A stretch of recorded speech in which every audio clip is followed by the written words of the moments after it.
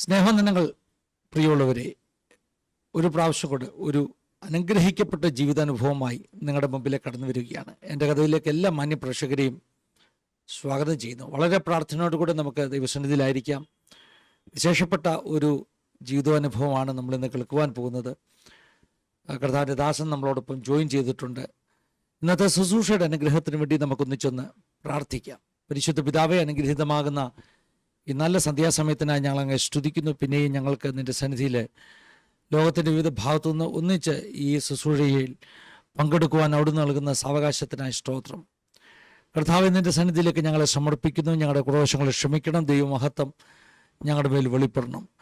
പ്രത്യേകമായി ഞങ്ങളുടെ നടുവിലേക്ക് അവിടെ നയിച്ചിരിക്കുന്ന അവിടുത്തെ ദാസനായി ഞങ്ങൾ സ്തോത്രം ചെയ്ത് പ്രാർത്ഥിക്കുന്നു. കർത്താവേ, നിൻ്റെ ദാസൻ്റെ ജീവിതാനുഭവങ്ങളൊക്കെ ഞങ്ങൾക്ക് വലിയ അനുഗ്രഹത്തിന്, ആത്മീക ഉത്തേജനത്തിന് കാരണമായി തീരണം.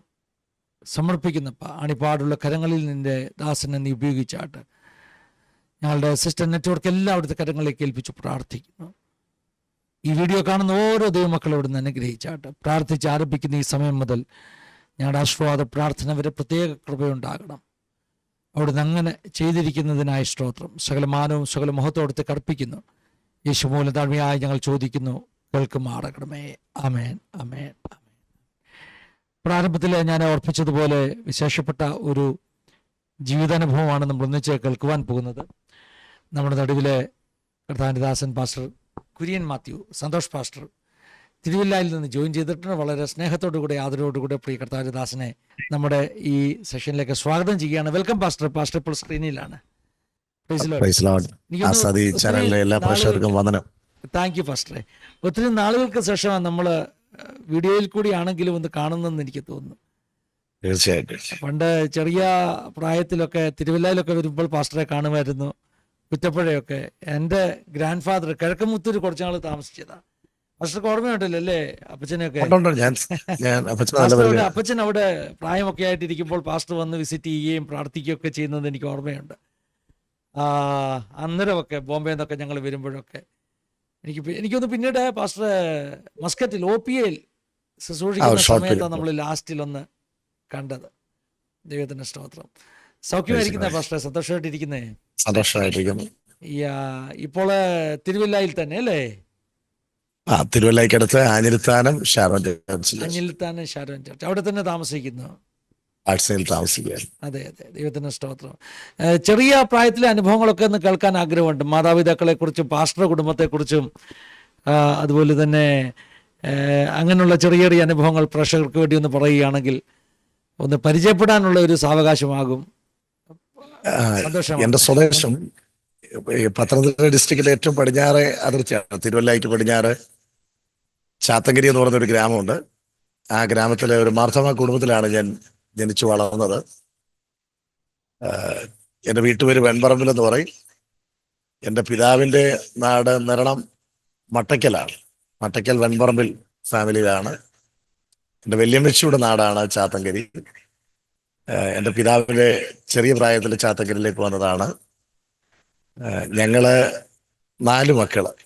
എൻ്റെ അമ്മയുടെ വീട് നിരണം തന്നെയാണ്. എനിക്ക് 8 വയസ്സുള്ളപ്പോൾ എൻ്റെ പിതാവിന് ബ്ലഡ് ക്യാൻസർ കടന്നു വന്നു. അതിനെ തുടർന്ന് ഒരു 10-22 ദിവസം മാത്രമേ ജീവിച്ചിരുന്നുള്ളൂ.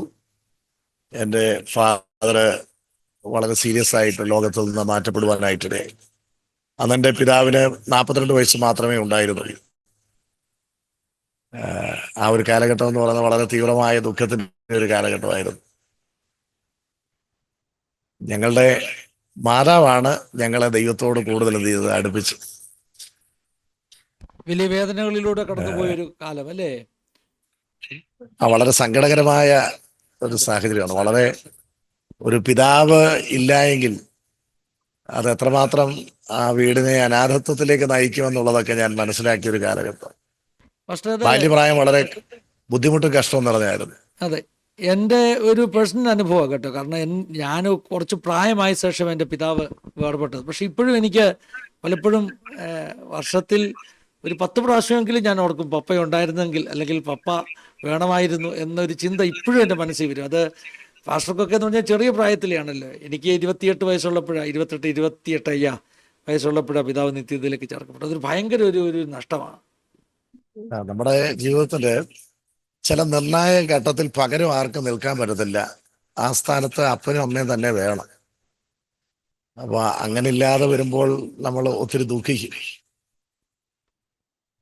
എങ്കിലും ദൈവം നമ്മളെ ചില കഷ്ടതയിലൂടെ കടത്തി വിടുന്നത്, നമ്മൾ സങ്കീർത്തനത്തിൽ വായിക്കുന്നുണ്ടല്ലോ, ഞാൻ കഷ്ടതയിലായത് നിന്റെ ചട്ടങ്ങൾ പഠിപ്പാൻ എനിക്കേറെ ഗുണകരമായി.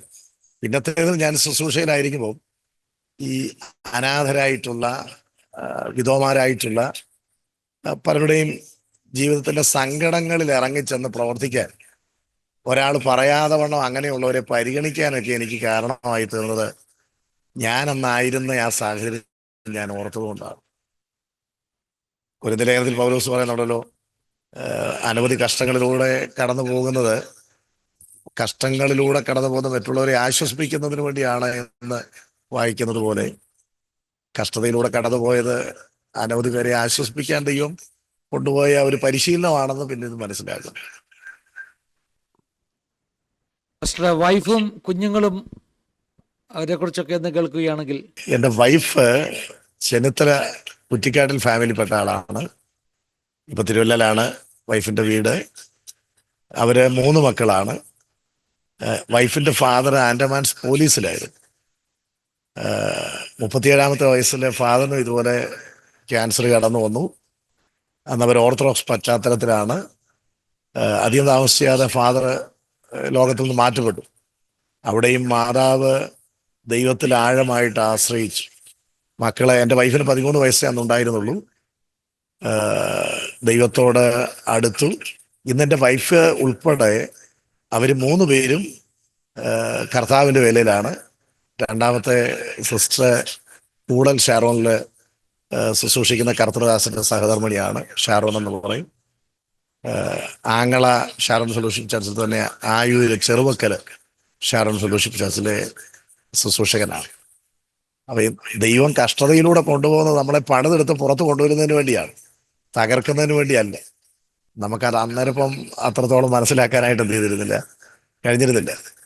ഞങ്ങളുടെ മാതാവ് ദൈവത്തിൽ ഞാൻ പലപ്പോഴും ഓർക്കും, ലോകപ്രകാരം വലിയ വിദ്യാഭ്യാസം ഇല്ലെങ്കിലും ജീവിതത്തിൽ ദൈവത്തെ അടുത്തറിയുകയും മക്കളെ ദൈവത്തോട് ചേർത്ത് നിർത്തി ദൈവഹിതപ്രകാരം വളർത്തണം, അവർ നഷ്ടപ്പെട്ടു പോകരുത്. എൻ്റെ അമ്മയ്ക്ക് തയ്യലായിരുന്നു.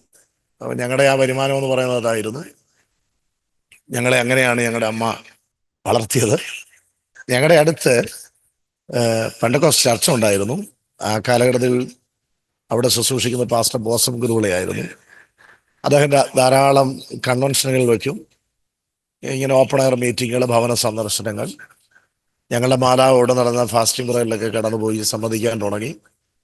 ഓരോ മീറ്റിംഗ് കഴിയും തോറും ദൈവത്തിൽ കൂടുതൽ ആശ്രയിക്കുകയും എതിർപ്പുകളെയൊക്കെ വകവയ്ക്കാതെ അമ്മ വിശ്വാസാനുഭവത്തിലേക്ക് കടന്നു വന്നു. എനിക്ക് തോന്നുന്നു അത് 1983-കളിലാണ്. അതിനെ തുടർന്ന് എൻ്റെ മൂത്ത സഹോദരി വിശ്വാസാനുഭവത്തിലേക്ക് വന്നു. ഞാൻ ഈ വളർന്നു വരുന്നതായ സമയത്ത് ഞാൻ എന്നേക്കാൾ പ്രായക്കൂടുതലുള്ള യൗവനക്കാരുമായിട്ടൊക്കെ കൂട്ടുകൂടി, ഗ്രാമപ്രദേശമല്ലേ, അങ്ങനെ പോകുന്ന ഘട്ടത്തിൽ എന്നോട് പറയും, നീ അങ്ങനൊന്നും പോകരുത്, നീ ഒരു ദൈവവേലക്കാരനായി, ഒരു സുവിശേഷകനായി കർത്താവിൻ്റെ വേല ചെയ്യുന്നത് കാണാനായി എനിക്ക് ആഗ്രഹം എന്നോട് പറയുമായിരുന്നു. എന്നാൽ ഞാൻ സ്കൂളിൽ പഠിക്കുമ്പോൾ SFI എന്ന് പറയുന്ന രാഷ്ട്രീയ പ്രസ്ഥാനത്തിൽ ജോയിൻ ചെയ്യുകയും സ്കൂൾ ലീഡറാകുകയും ഒക്കെ ചെയ്തു. ബാല്യ ചാവല്യങ്ങൾ, എന്നേക്കാൾ പ്രായക്കൂടുതലുള്ള ആൾക്കാരുമായിട്ടൊക്കെയാണ് ഞാൻ കൂട്ടുകൂടുന്നത്. ഞാൻ ഓർക്കുന്നുണ്ട്, എൻ്റെ ജീവിതത്തിൻ്റെ ഒരു 18 വയസ്സായ വേളയിൽ ഞങ്ങളുടെ നാട്ടിൽ നിരീശ്വരവാദിയായ ഒരാളുണ്ടായിരുന്നു. അപ്പം ഞാനിങ്ങനെ അമ്മയോട് കൂടെ ചർച്ചിലൊക്കെ പോവും. ഉഴപ്പനൊക്കെയാണ്, എന്നാൽ മറ്റുള്ളവർ കാണുമ്പോൾ വലിയ കുഴപ്പമില്ല. വീട്ടിൽ എൻ്റെതായ സ്വഭാവം കൊണ്ട് അമ്മയ്ക്ക് വിഷമമൊക്കെ ഉണ്ടാകാറുണ്ട്. അമ്മ നിരന്തരമായിട്ട് പ്രാർത്ഥിക്കുമായിരുന്നു. ഈ പ്രാർത്ഥനയിൽ ഞാൻ കൂടുതൽ ദൈവത്തെ ഇങ്ങനെ അറിയുന്ന, അല്ലെങ്കിൽ ദൈവത്തോട് അടുക്കാൻ ഇങ്ങനെ ചില സാഹചര്യങ്ങൾ ഒരുങ്ങി വന്ന വേളയിൽ, ഞാൻ 12th പഠിക്കുകയാണ്, അല്ലെങ്കിൽ പ്രീ ഡിഗ്രിക്ക് എടത്വ കോളേജിൽ പഠിക്കുമ്പോൾ ഞാൻ എപ്പോഴും ഓർക്കുന്ന മറ്റൊരു കാര്യമാണ്, നിരീശ്വരവാദിയായിരിക്കുന്ന ആ വ്യക്തി ആളയച്ചെന്നെ വിളിച്ചിട്ട് പറഞ്ഞു, ഇവിടെ രാഷ്ട്രീയ പ്രസ്ഥാനത്തിൻ്റെ DYFIയുടെ ഏരിയ സെക്രട്ടറിയുടെ ഒഴിവുണ്ട്, സന്തോഷയാക്കാനായിട്ടാണ് ഞങ്ങൾ പ്ലാൻ ചെയ്തിരിക്കുന്നത്. അതുകൊണ്ട് ആ ചുമതല എന്ത് ചെയ്യണം, ഏറ്റെടുക്കണം. അപ്പം ആ സമയത്ത് ഞാൻ ഈ ദൈവദാസന്മാരോടൊക്കെ ഒന്ന് അടുത്ത് ഇടപെടുന്ന സമയത്ത് എനിക്ക് ദൈവാത്മാവായി ഇടപെട്ടെന്നൊന്നും അന്നറിയില്ല. എൻ്റെ മനസ്സിൽ അത് നീ തിരഞ്ഞെടുക്കരുത്, നീ ആ വഴിയെ പോകരുത് എന്ന് ഞാൻ അദ്ദേഹത്തോട് പറഞ്ഞു. എനിക്കതിന് മനസ്സില്ല എന്നുള്ള നിലയിൽ ഞാൻ അവിടുന്ന് ഒഴിഞ്ഞു മാറുകയായിരുന്നു. ഒരർത്ഥത്തിൽ ഞാൻ ആ വഴിക്കൂടെ പോയിരുന്നെങ്കിൽ എൻ്റെ ജീവിതം വളരെ ദുരിതപൂർണമായിരുന്നു. കാരണം ജീവിതത്തിൻ്റെ തീരുമാനം എടുക്കേണ്ട, മനുഷ്യനെ വിജയത്തിലെത്തിക്കുന്നത് തീരുമാനങ്ങളാണ്. അപ്പോൾ ആ ഒരു ടീനേജ് പ്രായത്തിൽ തെറ്റായ സ്വാധീനം കൊണ്ട് തെറ്റായ തീരുമാനം എടുത്തിരുന്നെങ്കിൽ ഞാനൊരു പക്ഷെങ്കിൽ അങ്ങനെയുള്ള രാഷ്ട്രീയ പ്രസ്ഥാനത്തിൻ്റെ കൊടി പിടിക്കുന്നവനായിട്ടൊക്കെ ഇതിന് പോയനെ. ഇത് പക്ഷേ എൻ്റെ അമ്മ അറിയില്ല. പക്ഷെ അമ്മ എനിക്ക് വേണ്ടി നിരന്തരമായിട്ട് എന്ത് ചെയ്യുകയാണ്, പ്രാർത്ഥിക്കുകയാണ്. ആ പ്രാർത്ഥനയായിരിക്കാം ഞാൻ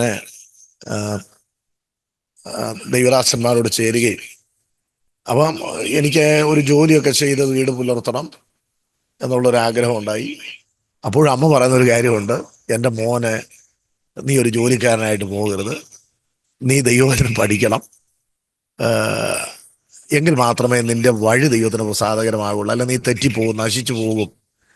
അത് ഈ ദൈവദാസന്മാർ ഈ ഫാസ്റ്റിംഗ് പറയലൊക്കെ വന്ന അമ്മയോട് ഈ അന്നത്തെ കാലത്ത് ദൈവിക ദൂതുകളൊക്കെ പറയുന്നത് കൊണ്ടായിരിക്കാം അമ്മ ആ കാര്യങ്ങളൊക്കെ പറയുന്നത് എന്ന് ഞാൻ മനസ്സിലാക്കുന്നു. അമ്മ വിശ്വാസത്തിൽ വരാൻ കാരണം അമ്മയുടെ അമ്മാച്ചൻ്റെ വൈഫ് ഞങ്ങളുടെ വീട്ടിൽ വരികയും ഈ കാലഘട്ടത്തിൽ പ്രാർത്ഥനകൾ നടത്തുകയും ഒക്കെ ചെയ്താണ് അമ്മയെ മുൻപോട്ട് ഒന്ന് പുഷ് ചെയ്യാനായിട്ട് ഇടയായി തീർന്നത്. ഞാൻ അവിടുന്ന് ചെന്നൈക്ക് കടന്നുപോയി, ജോലിയൊക്കെ ചെയ്യണം എന്നുള്ള ചിന്തയിലാണ് കടന്നുപോയത്. പക്ഷേ അവിടെ വെച്ച് ഞാൻ 1-2 ആഴ്ച മാത്രമേ ഞാൻ ചെന്നൈയിൽ എൻ്റെ പെങ്ങളോട് കൂടെ കഴിഞ്ഞുള്ളൂ. അവിടെ വെച്ച് എൻ്റെ അന്തരാത്മാവിലെ രാത്രിയിൽ ദൈവത്തിൻ്റെ പരിശുദ്ധാത്മാവ്, നീ മടങ്ങിപ്പോകണം, നിന്നെ ഞാൻ എൻ്റെ വേലയ്ക്കായി കണ്ടിരിക്കുന്നു എന്ന് വ്യക്തിപരമായി എന്നോട് ഇടപെടുകയും ഞാൻ പെട്ടെന്ന് നാട്ടിലേക്ക് കടന്നു വരിക. കടന്നു വന്ന് അമ്മയോട് ഈ കാര്യം പറഞ്ഞപ്പോൾ എൻ്റെ അമ്മയ്ക്ക് ഒത്തിരി സന്തോഷമായി.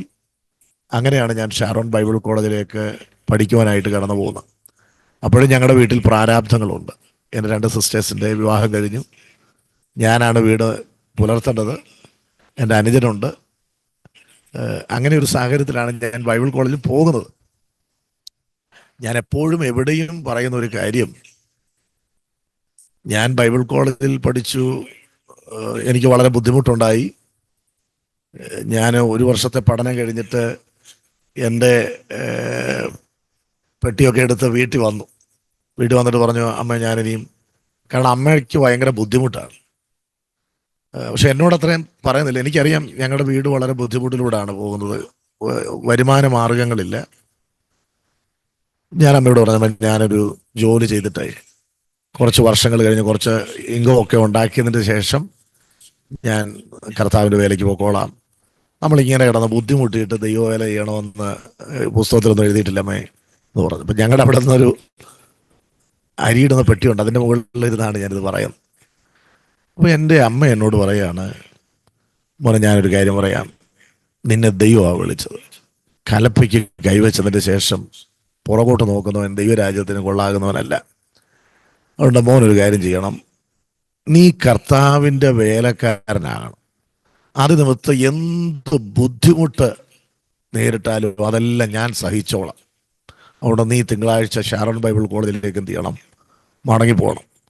അപ്പോൾ ഈ അമ്മ ഇത് പറഞ്ഞപ്പോൾ സത്യം പറഞ്ഞാൽ എനിക്കന്നൊരു ദേഷ്യം വന്നു. ഞാൻ പറഞ്ഞു, ഇനിയും സാമ്പത്തിക ബുദ്ധിമുട്ടിൻ്റെ കാര്യമോ പ്രയാസത്തിൻ്റെ കാര്യമോ ഒന്നും എന്നോട് എന്ത് ചെയ്യരുത്, പറയരുത്. ഞാനങ്ങനെ ബൈബിൾ കോളേജിലേക്ക് എന്ത് ചെയ്യുക, മടങ്ങി വരികയാണ്. മടങ്ങി വരുമ്പോൾ ഞങ്ങളുടെ വീട്ടിൽ ബുദ്ധിമുട്ടുണ്ട്, എനിക്ക് പഠനം മുൻപോട്ട് കൊണ്ടുപോകാൻ പറ്റത്തില്ല. ഞാൻ പിറ്റേ ആഴ്ച വീട്ടിൽ ചെല്ലുമ്പോൾ എനിക്കെൻ്റെ അനുഭവം പറയുന്നതിനൊരു ലജ്ജയില്ല.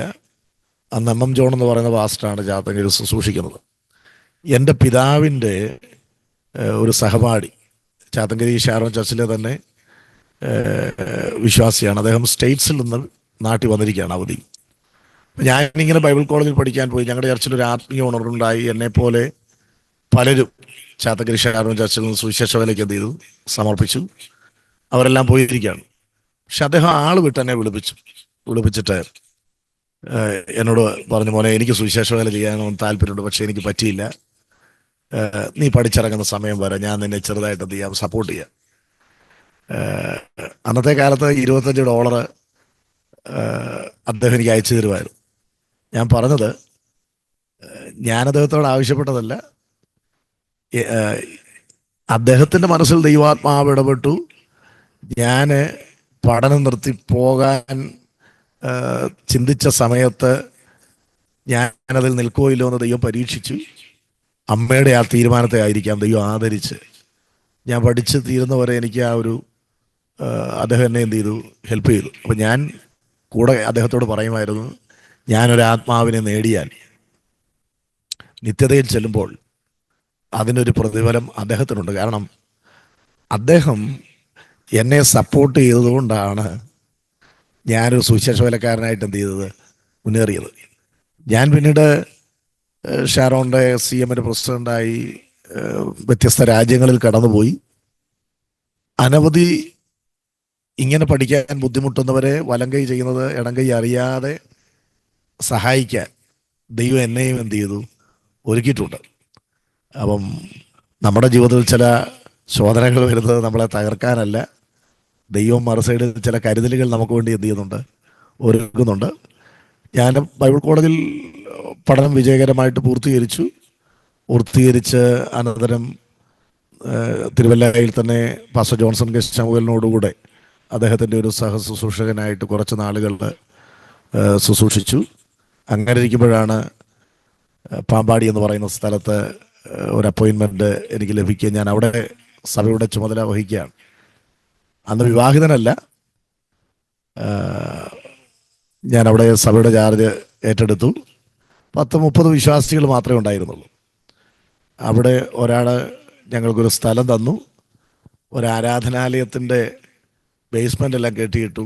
ഒരു 4-5 മാസത്തേക്ക് പിന്നെ അത് മുന്നോട്ട് കൊണ്ടുപോകാനായിട്ടുള്ള യാതൊരു സാധ്യതയും കാണാത്ത സാഹചര്യം എന്ത് ചെയ്തു, ഉണ്ടായി. വീട്ടിലാണ് ആരാധന. അങ്ങനെ ഇരിക്കുന്നതായ വേളയിൽ ഒരു ശനിയാഴ്ച ചുറ്റുപാടുമുള്ള ആൾക്കാർ പറയാൻ തുടങ്ങി, അവരിങ്ങനെ ഹോളൊക്കെ പണിയാൻ തുടങ്ങിയിട്ട് എങ്ങും എത്താതെ കിടക്കുന്നു, പെന്തക്കോസ് പോയാൽ ഇങ്ങനെയൊക്കെയാണ് എന്ന് പറയുന്ന ഘട്ടത്തിൽ അവിടെയുള്ള ചുരുക്കം പേര് ചേർന്ന് ഞങ്ങൾ ദൈവസന്നിധിയിൽ കൈകൊടുത്ത് പ്രാർത്ഥിക്കുകയാണ്. ശനിയാഴ്ച വൈകിട്ട്. ഞായറാഴ്ച ആ വീടിൻ്റെ വരാന്തയിലാണ് ആരാധന, ഹാളിൽ 10 മണിക്ക് ആരാധന തുടങ്ങി. ഒരു 10-10:15 അഞ്ചേരി എന്ന് പറയുന്ന സ്ഥലത്ത് നിന്ന് ഒരാൾ അവിടെ വന്നു. എനിക്ക് അദ്ദേഹത്തെ പരിചയമില്ല. അദ്ദേഹം ഒരു സുവിശേഷകനാണ് എന്ന് തോന്നി. സാക്ഷ്യം പറയാനായിട്ട് സമയം കൊടുത്തു. എന്നോട് പറഞ്ഞ് പ്രസംഗിക്കാനൊന്നും എനിക്ക് സമയം വേണ്ട, ഞാൻ കുറച്ച് നാളുകൾ കുവൈറ്റിലായിരുന്നു, നാട്ടിൽ വന്നു, കുറച്ച് ദിവസങ്ങൾ ഫാസ്റ്റിംഗ് ആയിരുന്നു.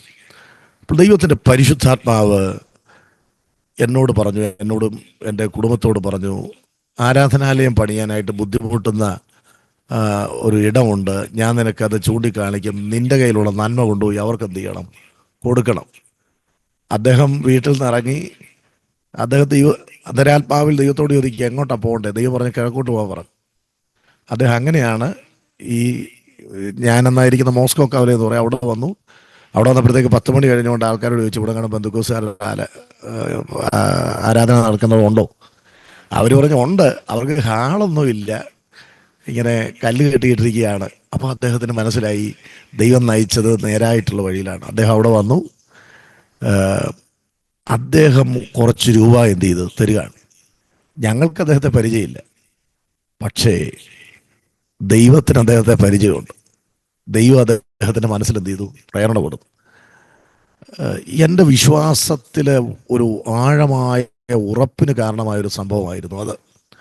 അവിടെ അന്ന് ഒരു ചെറിയ പാഴ്സേജും ആരാധനയ്ക്കുള്ള ക്രമീകരണം കൂടെ പൂർത്തീകരിക്കാൻ ദൈവം വഴികളൊരുക്കി, പല വഴികളൊരുക്കി അതിൻ്റെ ഡെഡിക്കേഷനൊക്കെ പൂർത്തീകരിച്ചിട്ടാണ് അവിടുന്ന് പിന്നെ അടുത്ത സ്ഥലത്തേക്ക് എന്ത് ചെയ്യുന്നത്, കടന്നു പോകുന്നത്. അടുത്ത സ്ഥലത്തേക്ക് കടന്നു പോകുമ്പോൾ കുടുംബജീവിതത്തിലേക്ക് ഞാൻ പ്രവേശിക്കുകയാണ്. ഇപ്പോൾ സുവിശേഷ വേലയാണ്, സുവിശേഷ വേലയ്ക്ക് സമർപ്പണമുള്ള ഒരു യുവതി ആയിരിക്കണമെന്നുള്ളൊരു ബോധ്യം ചെറിയ പ്രായത്തിൽ തന്നെ ഉണ്ടായി. എനിക്ക് വിവാഹാലോചന വരുന്നതിന് മുമ്പ് തന്നെ എന്നോട് ദൈവാത്മാവ് ചിലരോട് സംസാരിച്ചിരുന്നു. ഇന്ന സ്ഥലമാണ്, ചെന്നിത്തലയാണ്. എൻ്റെ വൈഫിൻ്റെ പേര് വരെ എന്നോട് എന്ത് ചെയ്തിരുന്നു, പറഞ്ഞിരുന്നു. പക്ഷെ ഞാനത് മറന്നുപോയി. വിവാഹം കഴിഞ്ഞതിന് ശേഷമാണ് ഞാൻ ആ കാര്യം എന്ത് ചെയ്യുന്നത്, ഓർക്കുന്നത്. അപ്പം ഈ വിവാഹം ആലോചന വരുമ്പോഴും അതിനൊരു കാരണം കൂടെയുണ്ട്. ഞങ്ങൾക്ക് സ്വന്തമായൊരു കുളിക്കടവുണ്ട്. ആ കുളിക്കടവിൽ ചിലപ്പോൾ പിള്ളേർ വന്ന് കുളിച്ചു. അപ്പം ഞാൻ ബൈബിൾ കോളേജിൽ പോകുന്ന അന്ന് രാവിലെ ലാസ്റ്റ് ഇയർ വന്നപ്പം ഡേ സ്കോളറായിട്ടാണ്.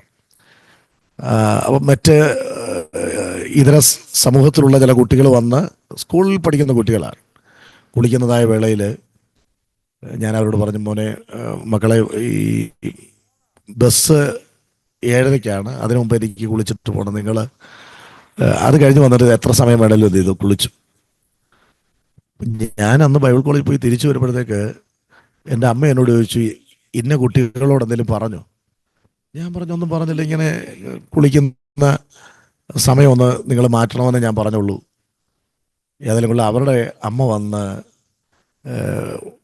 ഒത്തിരി അസഭ്യം എന്ത് ചെയ്തു, യോഗ്യമല്ലാത്ത വാക്കുകൾ ഞങ്ങളുടെ പഠിക്കുന്നതെന്ന് പറഞ്ഞിട്ട് പോയി. എൻ്റെ സ്വഭാവം എന്ന് പറഞ്ഞാൽ ദേഷ്യക്കാരനാണ്.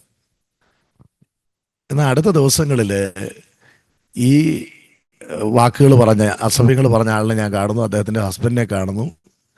ഞാൻ ഒറ്റ വാക്കും എന്ത് ചെയ്യുന്നില്ല, പറയുന്നില്ല. അവരോട് സ്നേഹത്തിൽ എന്ത് ചെയ്യുകയാണ്, ഇടപെടുകയാണ്. അങ്ങനെ ഇരിക്കുമ്പോഴാണ് എൻ്റെ വൈഫിൻ്റെ അമ്മ ഈ സഹോദരിയോട് പറയാണ്, ഞങ്ങളുടെ മോക്ക് ഇങ്ങനെ വിവാഹം ആലോചിക്കണം, ഇങ്ങനെ പെന്തക്കോസ്തുകാരനായ ഒരു പയ്യൻ വേണം, നിങ്ങളുടെ പരിചയത്തിൽ എവിടെയെങ്കിലും ഉണ്ടെങ്കിൽ പറയണമെന്ന് പറഞ്ഞു.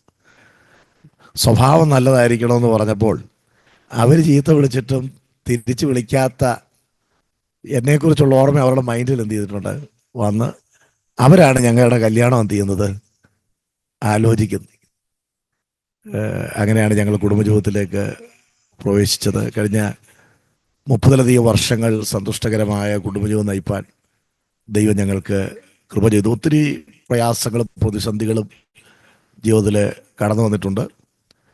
ഞാൻ ഈ പാമ്പാടിയിൽ ശുശ്രൂഷിക്കുന്നതായ വേളയിൽ ഒരിക്കൽ വണ്ടിക്കൂലിക്ക് പൈസയില്ലാതെ ഞാൻ നടന്ന് പോകുന്ന ഒരു വേളയിൽ ഞാൻ ചിന്തിച്ചിരിക്കണേ, ഞാൻ ഈ നടന്നു പോകുന്നത്, അത് ബസ് റൂട്ടുള്ള വഴിയിലൂടെ കുട പിടിച്ച് ഞാൻ നടന്നു പോകുന്ന ഒരു ഘട്ടമാണ്. എന്നെ ആരും കാണരുത്, അറിയരുത് എന്ന് ഞാൻ ചിന്തിച്ച് നടന്നു പോവുകയാണ്. ഓപ്പോസിറ്റ് സൈഡ് എൻ്റെ ഒരു അധ്യാപകൻ അദ്ദേഹത്തിൻ്റെ ചർച്ചിലേക്ക് കടന്നു പോവുകയാണ്. അങ്ങനെ അദ്ദേഹത്തെ കണ്ട് ഇത് മനസ്സിലാക്കി എൻ്റെ അടുത്ത് വന്നതിനോട് ചോദിച്ച്, ഞാൻ പറയാൻ മടിച്ചു. അങ്ങനെയൊക്കെ ദൈവത്തിൻ്റെ വലിയ കരുതലുകൾ ദൈവം ചെയ്തു, ജീവിതത്തിൽ നൽകി. നമ്മുടെ ജീവിതത്തിലെ ചെറിയ കാര്യങ്ങൾ പോലും സ്വർഗത്തിലെ ദൈവം നന്നായിട്ട് എന്ത് ചെയ്യുന്നു, അറിയുന്നു. ഞങ്ങൾ അവിടുന്ന് പിന്നെ കുടുംബമായിട്ട് പോയത് തുമ്പമൺ താഴമെന്ന് പറയുന്ന സ്ഥലത്താണ്. കുടുംബജീവിതത്തിലേക്ക് പ്രവേശിച്ചിട്ട് ഞങ്ങൾ തുമ്പമൺ താഴമെന്ന് പറയുന്ന സ്ഥലത്ത് കടന്നുപോയി. അവിടെ ആ ചർച്ചിൽ ആ കാലഘട്ടത്തിൽ പലരും വിശ്വാസാനുഭവത്തിലേക്ക് എന്ത് ചെയ്തു, കടന്നു വന്നു. അന്ന് നല്ല ഊർജ്ജസ്വലതയുടെ കാലഘട്ടമാണ്. വീടുകൾ കയറി ഇറങ്ങുകയും സുവിശേഷം പറയുകയും ഫാസ്റ്റിംഗ് പ്രയറുകൾ ഇങ്ങനെയുള്ള ഇത്യാദി കാര്യങ്ങൾ നടന്ന് അനവധി പേര് വിശ്വാസത്തിലേക്ക് എന്ത് ചെയ്യുകയാണ്, കടന്നു വരുന്നു. അവിടെ വെച്ചാണ് ഞങ്ങളുടെ മൂത്ത മകൻ ജനിക്കുന്നത്.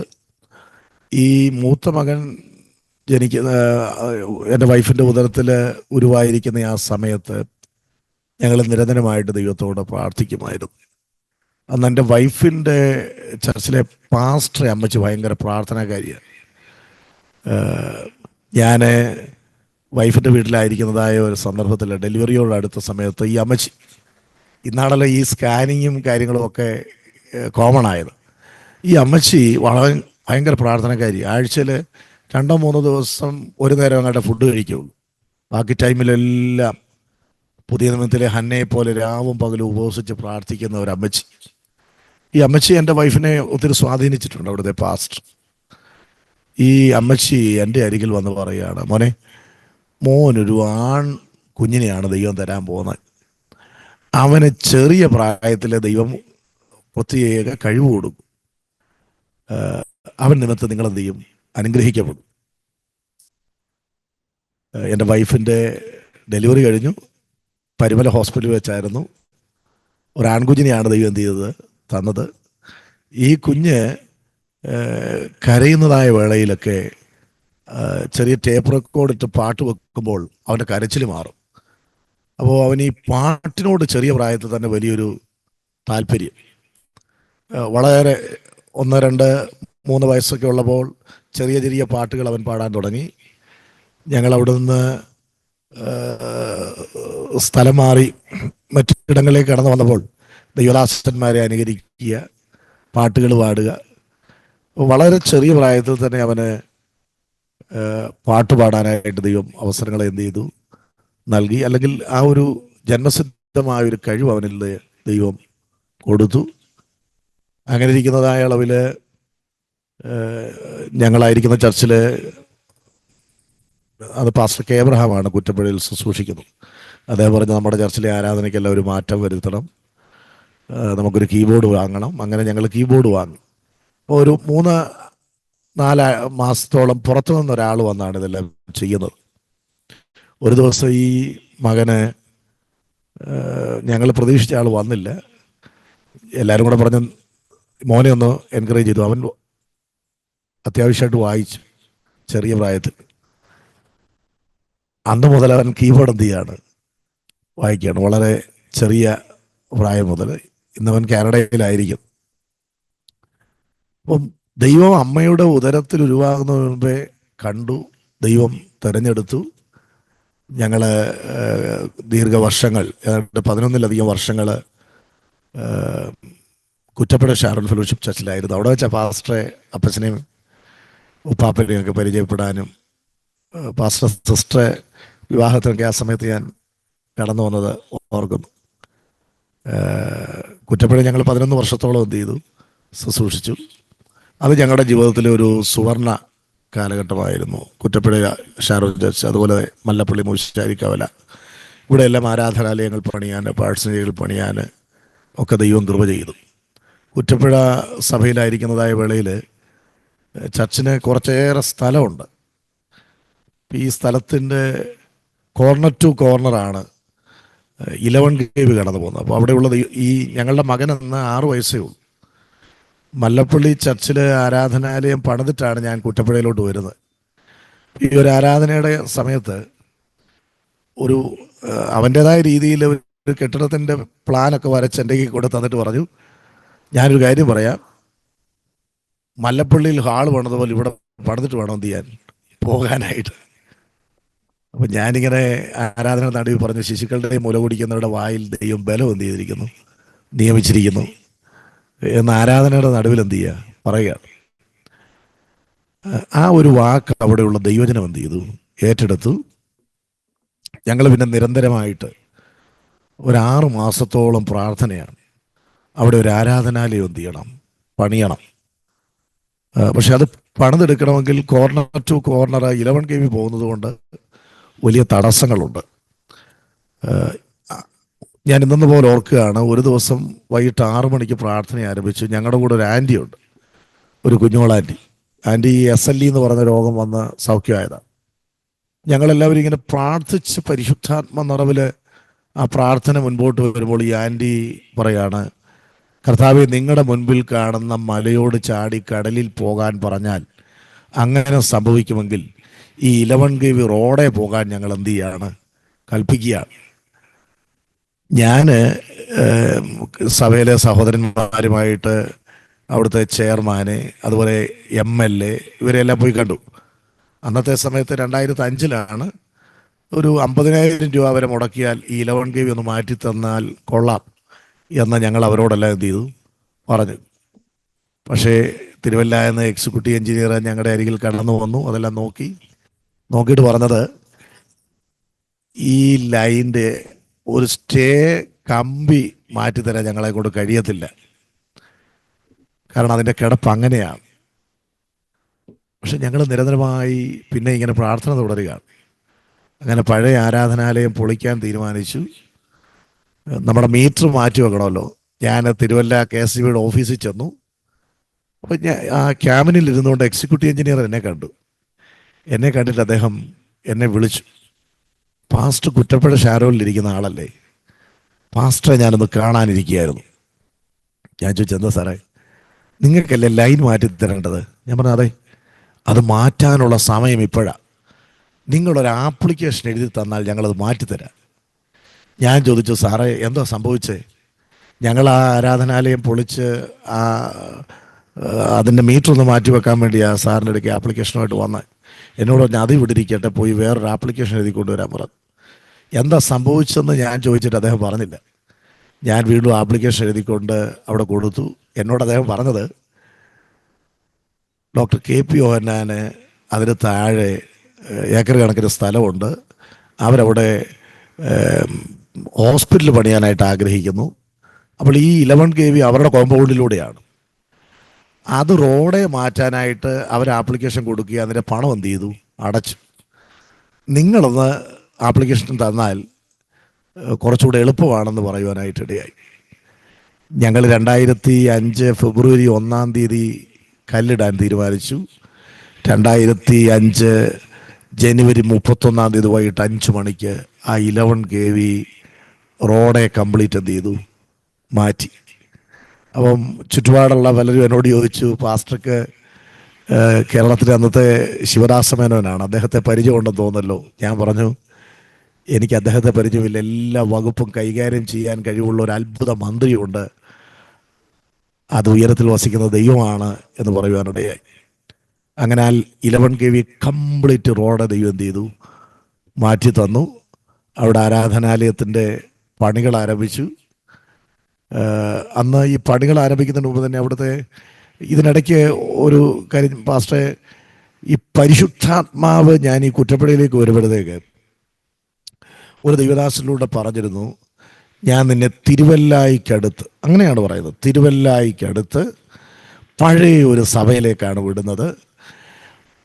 പഴയതിനെ നിന്നെക്കൊണ്ട് ഞാൻ പുതിയതാക്കും, പഴയതിനെ ഞാൻ നിന്നെക്കൊണ്ട് പുതിയതാക്കും. അവിടുത്തെ കിണർ ഞങ്ങൾ ചെല്ലുന്ന സമയത്ത് വറ്റി. ഞാൻ വളരെ ബുദ്ധിമുട്ടി. ഞങ്ങൾ ആ കിണർ കുഴിക്കാനായിട്ട് താല്പര്യപ്പെട്ടു. ഇതെല്ലാം ചെറിയ ചെറിയ കാര്യങ്ങളാണ്.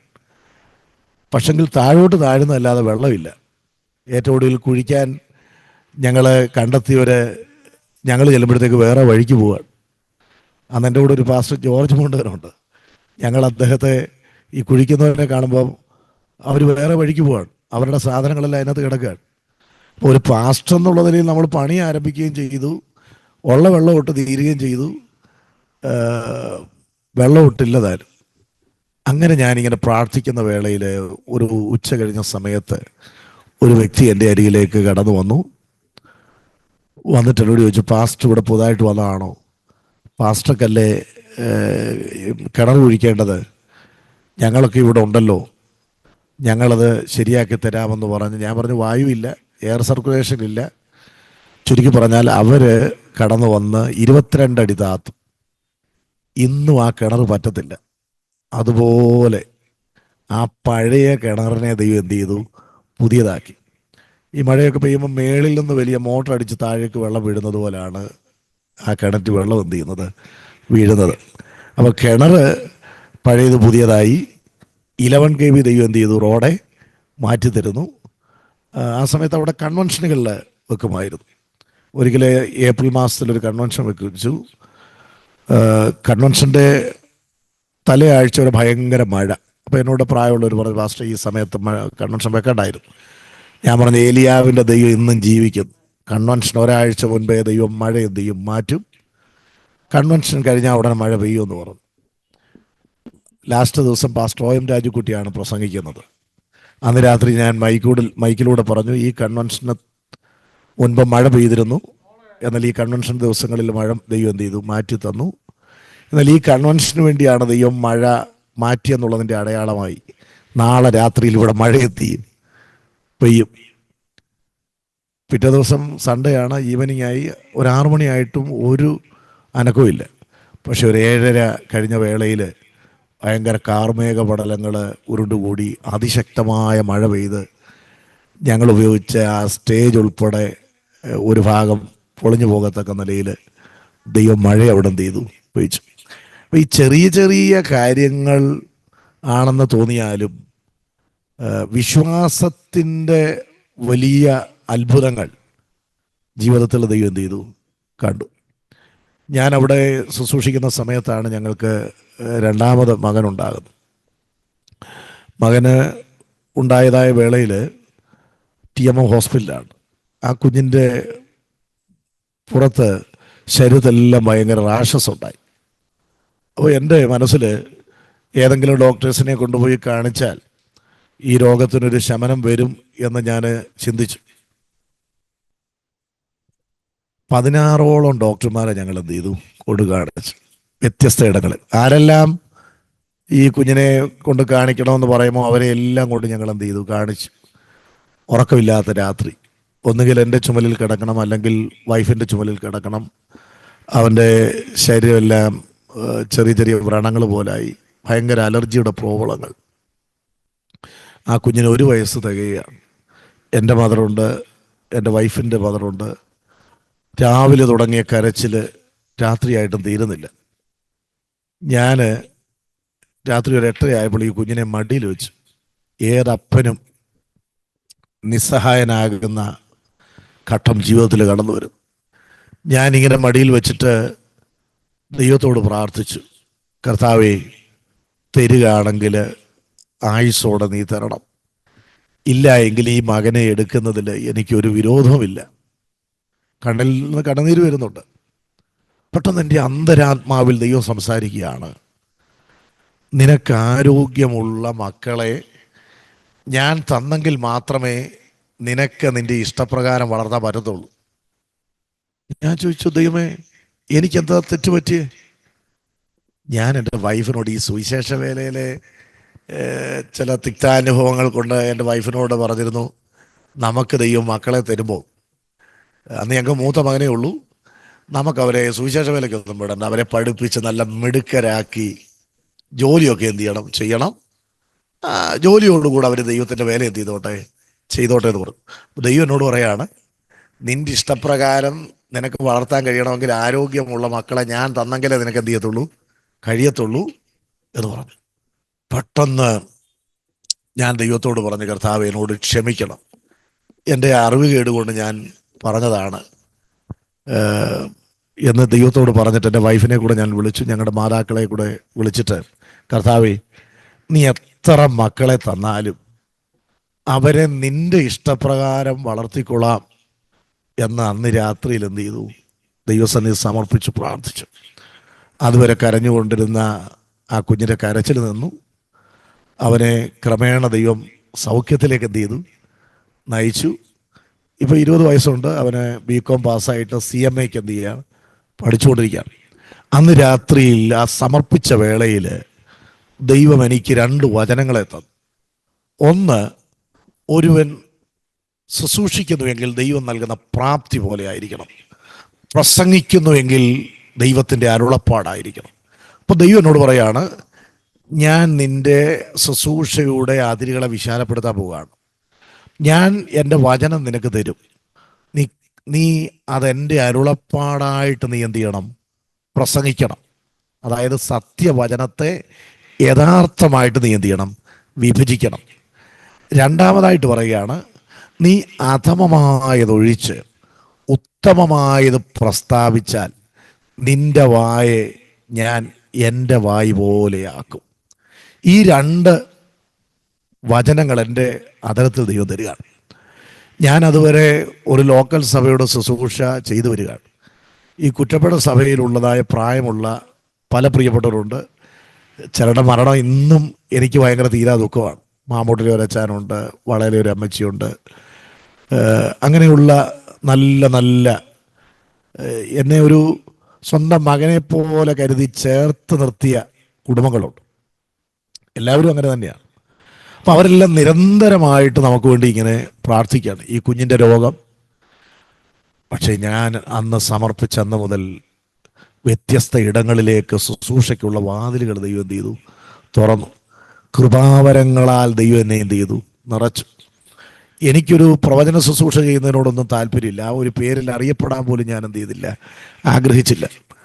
ഉപവാസ പ്രാർത്ഥനകളിൽ, ഉണർവ് യോഗങ്ങളിൽ എന്നെ പലരും വിളിക്കാൻ തുടങ്ങി. ഞാനിങ്ങനെ പ്രസംഗിക്കുമ്പോൾ തന്നെ പ്രവചന ദൂതുകൾ എൻ്റെ അധരത്തിൽ നിന്ന് വരും. ഞാൻ പലപ്പോഴും പറയാൻ മടിച്ചിട്ടുണ്ട്. എന്നോട് ദൈവം പറഞ്ഞു, ഞാൻ തരുന്ന വചനം നീ കൂട്ടാൻ പാടില്ല, കുറയ്ക്കാൻ പാടില്ല, അതുള്ളതുപോലെ നീ എന്ത് ചെയ്യണം? പറയണം. ഞാനായിരുന്ന പാഴ്സേജിലേക്ക് പലരും പ്രാർത്ഥനയ്ക്കായിട്ട് കടന്നു വരികയാണ്. ചിലരെ ഇതര ഇടങ്ങളിൽ നിന്ന് സത്യവചനത്തെ പറഞ്ഞ് വിശ്വാസ അനുഭവത്തിലേക്ക് നയിക്കാനായിട്ട് ദൈവം ചെയ്തു ഇടയാക്കി. ഒരിക്കൽ ഞാൻ അവിടെ ആയിരിക്കുന്നതായ വേളയിൽ ഒരു ഡോക്ടർ ഫാമിലി, ആ ഡോക്ടർ ഒരു സൈക്കാട്രിസ്റ്റാണ്, പ്രാർത്ഥിക്കാനായിട്ട് കടന്നു വന്നു. എനിക്കറിയില്ല അവരുടെ പശ്ചാത്തലങ്ങൾ. പക്ഷെ ദൈവാത്മാവിനോട് പറഞ്ഞു, നിന്റെ ഉദരത്തിൽ ഉരുവായിരിക്കുന്നത് ന്യൂനതയുള്ളതല്ല, ഡിസേബിൾഡ് ആയിട്ടുള്ളതല്ല, അതിനെ പൂർണ്ണതയിൽ പുറത്തു കൊണ്ടുവരുവാൻ എനിക്ക് എന്ത് ചെയ്യും? കഴിയും. ആ ഡോക്ടർ പ്രഗ്നൻ്റ് ആയിരുന്നു. മെഡിക്കൽ ചെക്കപ്പ് കഴിഞ്ഞ് കിട്ടിയ റിപ്പോർട്ട് അബോർഷൻ നടത്തണം എന്ന്. അതുമായിട്ടാണ് വന്നിരിക്കുന്നത്. പക്ഷെ ദൈവാത്മാവ് ഇടപെട്ടപ്പോൾ അവരത് ഏറ്റെടുത്തു. അവര് അങ്ങനെയൊന്നും ചെയ്തില്ല. പൂർണ്ണ വളർച്ചയെത്തിയ ഊനമില്ലാത്ത ഒരു കുഞ്ഞിനെ ദൈവം അവർക്ക് എന്ത് ചെയ്തു? കൊടുത്തു. ഞാൻ പിന്നത്തേതിൽ ആ ഡോക്ടർ വീട്ടിൽ പോയിട്ടുണ്ട്. അപ്പോൾ ഈ ഷോക്കേസിൽ ട്രോഫികളും മൊമെൻറ്റോയും ഒക്കെ ഇരിക്കുമ്പോൾ എന്നോട് ചോദിച്ചാൽ അതെല്ലാം ഒന്ന് സൂക്ഷിച്ച് നോക്കാൻ പറഞ്ഞു. ഞാൻ നോക്കി. അന്ന് അമ്മയുടെ ഉദരത്തിലുരുവായപ്പോൾ ഇത് വൈകല്യമുള്ളതായിരിക്കും എന്ന് ഡോക്ടേഴ്സ് പറഞ്ഞ ആ കുഞ്ഞ് ആ സ്കൂളിലെ കലാതിലകമാണ്. ആ കുട്ടി വാങ്ങിച്ച് കൊണ്ടുവന്നിരിക്കുന്ന ട്രോഫികളാണത്. അപ്പോൾ മനുഷ്യൻ്റെ ചിന്താഗതികളെയും വാക്കുകളെയും മാറ്റി എഴുതാൻ ദൈവത്തിന് എന്ത് ചെയ്യും? കഴിയും. ഇന്നും അത്ഭുതം പ്രവർത്തിക്കുന്ന ദൈവം ജീവിക്കുന്നു. യേശുക്രിസ്തു ഇന്നലെയും ഇന്നും എന്നേക്കും അനന്യനായ ദൈവമാണ്. ഏതെങ്കിലും വ്യക്തികൾ എന്നെ ശ്രദ്ധിക്കുന്നെങ്കിൽ നിങ്ങളുടെ തലമുറ കഴിവില്ലാത്തവരോ കൊള്ളരുതാത്തവരോ വൈകല്യങ്ങളുള്ളവരോ എന്നാര് വിധി പറഞ്ഞാലും അതിനെ ഒക്കെ മാറ്റിമറിക്കാൻ കഴിവുള്ളവനാണ് സ്വർഗത്തിലെ ദൈവം. ഞാൻ ഈ മക്കളില്ലാത്ത പലരുടെ അരികിലേക്ക് ദൈവം അയച്ചിട്ടുണ്ട്. അനവധി വ്യക്തികളുടെ ജീവിതത്തിൽ ഒരിക്കലും സാധ്യതയില്ല എന്ന് പറഞ്ഞ ഇടങ്ങളിൽ തലമുറകളെ ദൈവം കൊടുക്കുന്നത് കാണുവാനായിട്ട് ഇടയായിട്ടുണ്ട്. ദൈവവചനം പറയുന്നത്, നീ അധമമായത് ഒഴിച്ച് ഉത്തമമായത് പ്രസ്താവിച്ചാൽ നിന്റെ വായെ എൻ്റെ വായ് പോലെ ഞാൻ എന്ത് ചെയ്യും? ആക്കും. നമ്മൾ ദൈവത്തെ അനുസരിക്കണം. എന്നാൽ നമ്മൾ ദൈവം തരുന്നത് മാത്രമേ പറയുകയുള്ളൂ എന്ന് തീരുമാനിച്ചാൽ നമ്മൾ പറയുന്നത് പോലെ ദൈവം എന്ത് ചെയ്യും? ചെയ്യുവാനായിട്ട് ഇടയായിത്തരും. അങ്ങനെ ഞാൻ ഈ കുറ്റപ്പുഴ സഭയിൽ ശുശ്രൂഷിക്കുമ്പോൾ എൻ്റെ ലൈഫിൽ ഇതൊരു വലിയ വഴിത്തിരിവിൻ്റെ കാലഘട്ടമായിരുന്നു. ജീവിതത്തിൽ രോഗങ്ങളും ദുഃഖങ്ങളും ഒക്കെ ഉണ്ടെങ്കിലും ആത്മീയ ശുശ്രൂഷയിൽ വ്യത്യസ്ത ഇടങ്ങളിലേക്ക് വാതിലുകൾ ദൈവം തുറന്നു തന്നതായ ഒരു സുവർണ കാലഘട്ടമായിരുന്നു. അപ്പോൾ ഈ ദൈവദാസന്മാരോടുള്ള ബന്ധത്തിൽ കർത്താവെ, ഞങ്ങളുടെ ദൈവദാസൻ ഓടുന്നു, അധ്വാനിക്കുന്നു. അന്നെനിക്ക് എൻ്റെ വൈഫ് എന്നോട് കൂടെ പറയുമായിരുന്നു, നമ്മൾ ഒരു സഭയിൽ തന്നെ ദീർഘവർഷങ്ങൾ എന്ത് ചെയ്യുക, ഇരിക്കുക, അതുകൊണ്ട് മറ്റ് ഇടങ്ങളിലുള്ളവരെയൊന്നും നമുക്കറിയത്തില്ല എന്നൊക്കെ പറയുമായിരുന്നു. അപ്പം ഞങ്ങളുടെ ഈ വിശ്വാസികൾ, കർത്താവെ ഞങ്ങളുടെ പാസ്റ്റർ നീ മാനിക്കണേ, അനുഗ്രഹിക്കണേ, യാതൊരു അസൂയയില്ലാതെ അവിടെയുള്ളവരിങ്ങനെ പ്രാർത്ഥിക്കുക. ഈ പ്രാർത്ഥനയുടെ മുൻപിൽ ഞങ്ങൾ അവിടെ ഫാസ്റ്റിംഗ് ഇരിക്കുന്ന വേളയിൽ ചില ദൈവദാസന്മാർ ഞങ്ങളുടെ അരികിലേക്ക് കടന്നു വന്നിട്ട് എന്നോടായിട്ട് പറഞ്ഞു, ഞാൻ നിന്നെ ഒരു ഷോർട്ട് പീരീഡ് മലകളാൽ ചുറ്റപ്പെട്ട ഒരു സ്ഥലത്തേക്ക് എന്ത് ചെയ്യും? അയക്കും. ഒരു ഷോർട്ട് പീരീഡ് വിദേശ രാജ്യത്ത് ഞാൻ നിന്നെ എന്ത് ചെയ്യും? അയക്കും. 2013 പറയുന്നത്. 8-ാം മാസത്തിൽ എൻ്റെ കരം ചലിക്കും. 2014 ജനുവരി 10-ാം തീയതി ഞാൻ നിന്റെ ഡേറ്റ് സഹിതമാണ് പറയുന്നത്, അത്ഭുതം പ്രവർത്തിക്കും. ഞാനത് ഷാരോണിൻ്റെ യൂത്തിൻ്റെ പ്രസിഡൻ്റാണ്. അപ്പോൾ ഈ ഒരു ദൂത് ഞങ്ങളുടെ മനസ്സിൽ ഇങ്ങനെ കിടക്കുകയാണ്. ഇപ്പം 1-2 പേര് പറഞ്ഞപ്പോൾ ഞാനൊരു വിശ്വാസത്തിൻ്റെ കാര്യം പറയാൻ വേണ്ടിയാണ് ഇത് പറയുന്നത്. എൻ്റെ വൈഫ് എന്നോട് പറഞ്ഞു, നമ്മളിങ്ങനെ വിദേശത്ത് കുടുംബമായി പോകും എന്ന് പരിശുദ്ധാത്മാവ് നിരന്തരമായിട്ട് പറയുകയാണ്. അപ്പം നമ്മൾ ഒരു ചുവട് വെച്ചെങ്കിലേ ദൈവം അത് ചെയ്യത്തുള്ളൂ. അപ്പോൾ എനിക്ക് മാത്രമേ പാസ്പോർട്ടുള്ളൂ. എൻ്റെ വൈഫിൻ്റെ താല്പര്യപ്രകാരം അന്ന് ഞങ്ങൾക്ക് 3 കുഞ്ഞുങ്ങളുണ്ട്. എൻ്റെ വൈഫിനും 3 കുഞ്ഞുങ്ങൾക്കും ഞങ്ങൾ പോയി പാസ്പോർട്ട് എന്ത് ചെയ്തു, എടുത്തു. അപ്പോൾ ഞങ്ങളോട് പലരും ചോദിക്കുന്നുണ്ട്, നിങ്ങളെ ആരെങ്കിലും കൊണ്ടുപോകാമെന്നൊക്കെ പറഞ്ഞിട്ടുണ്ടോ? ഞാൻ പറഞ്ഞു, മനുഷ്യനൊന്നും പറഞ്ഞിട്ടില്ല, ദൈവം ഞങ്ങളോട് എന്ത് ചെയ്തിട്ടുണ്ട്, പറഞ്ഞിട്ടുണ്ട്. അപ്പോൾ ഒരു സാധ്യതയില്ല. അങ്ങനെ ഇരിക്കുക വളവിലാണ് പെന്തക്കോസ്റ്റൽ അസംബ്ലി മസ്കറ്റ് സഭയിലേക്ക് ടേൺ അനുസരിച്ചാണ്, വളരെ അനുഗ്രഹീതമായിട്ടുള്ളൊരു സഭ. ഷാരോൺ ഫെലോഷിപ്പ് ചർച്ചിനാണ് ആ പ്രാവശ്യത്തെ വേക്കൻസി. എനിക്കൊരു ഫോൺ കോൾ വരുന്നു, ടി.ജി. സാറിൻ്റെ, എന്നെ വന്ന് കാണണം. അങ്ങനെ എൻ്റെ ബയോഡാറ്റ കൊടുത്തു. എനിക്കതിനുള്ള ക്വാളിഫിക്കേഷൻ ഇല്ല, മറ്റ് കഴിവുകളൊന്നുമില്ല. പക്ഷെങ്കിൽ 2014 ഈ മസ്കറ്റ് OPS സഭയുടെ പാസ്റ്ററായിട്ട് സെലക്ട് ചെയ്യപ്പെടുന്നത് പല ഘട്ടങ്ങളാണ്. സഭയുടെ കൗൺസിലുണ്ട്, വിശാല സമിതിയുണ്ട്, ചർച്ചിൽ അനൗൺസ്മെൻറ്റ് നടത്തണം. അപ്പോൾ ഈ സമയത്തൊക്കെ ഞങ്ങൾ പ്രാർത്ഥന മാത്രം, നമ്മുടെ കാര്യം ദൈവം മാത്രം എന്ത് ചെയ്യുന്നു, അറിയുന്നു. അവിടെ 5 പേരുടെ പേരാണ്. അതിൽ വിദ്യാഭ്യാസപരമായിട്ട് ഒരർത്ഥത്തിൽ ഏറ്റവും പുറകിൽ നിൽക്കുന്നത് ഞാനാണ്. എന്നാൽ ദൈവം പറഞ്ഞത് ദൈവം നിവർത്തിക്കുന്നവനാണ്. 2014 ജനുവരി മാസം 10-ാം തീയതിയാണ് അവിടെ സെലക്ഷൻ പൂർത്തീകരിക്കുന്നത്. അന്ന് വൈകിട്ട് ചർച്ചിൽ അനൗൺസ്മെൻറ്റ് നടത്തുകയാണ്. രാത്രി നമ്മുടെ ഇവിടുത്തേക്കാൾ 1.5 മണിക്കൂർ പുറകിലാണല്ലോ അവിടെ. 11:45 നമ്മുടെ നാട്ടിലെ 11:45 ആയ ടൈം, 15 മിനിറ്റ് കൂടെ കഴിഞ്ഞാൽ 11-ാം തീയതി ആകും.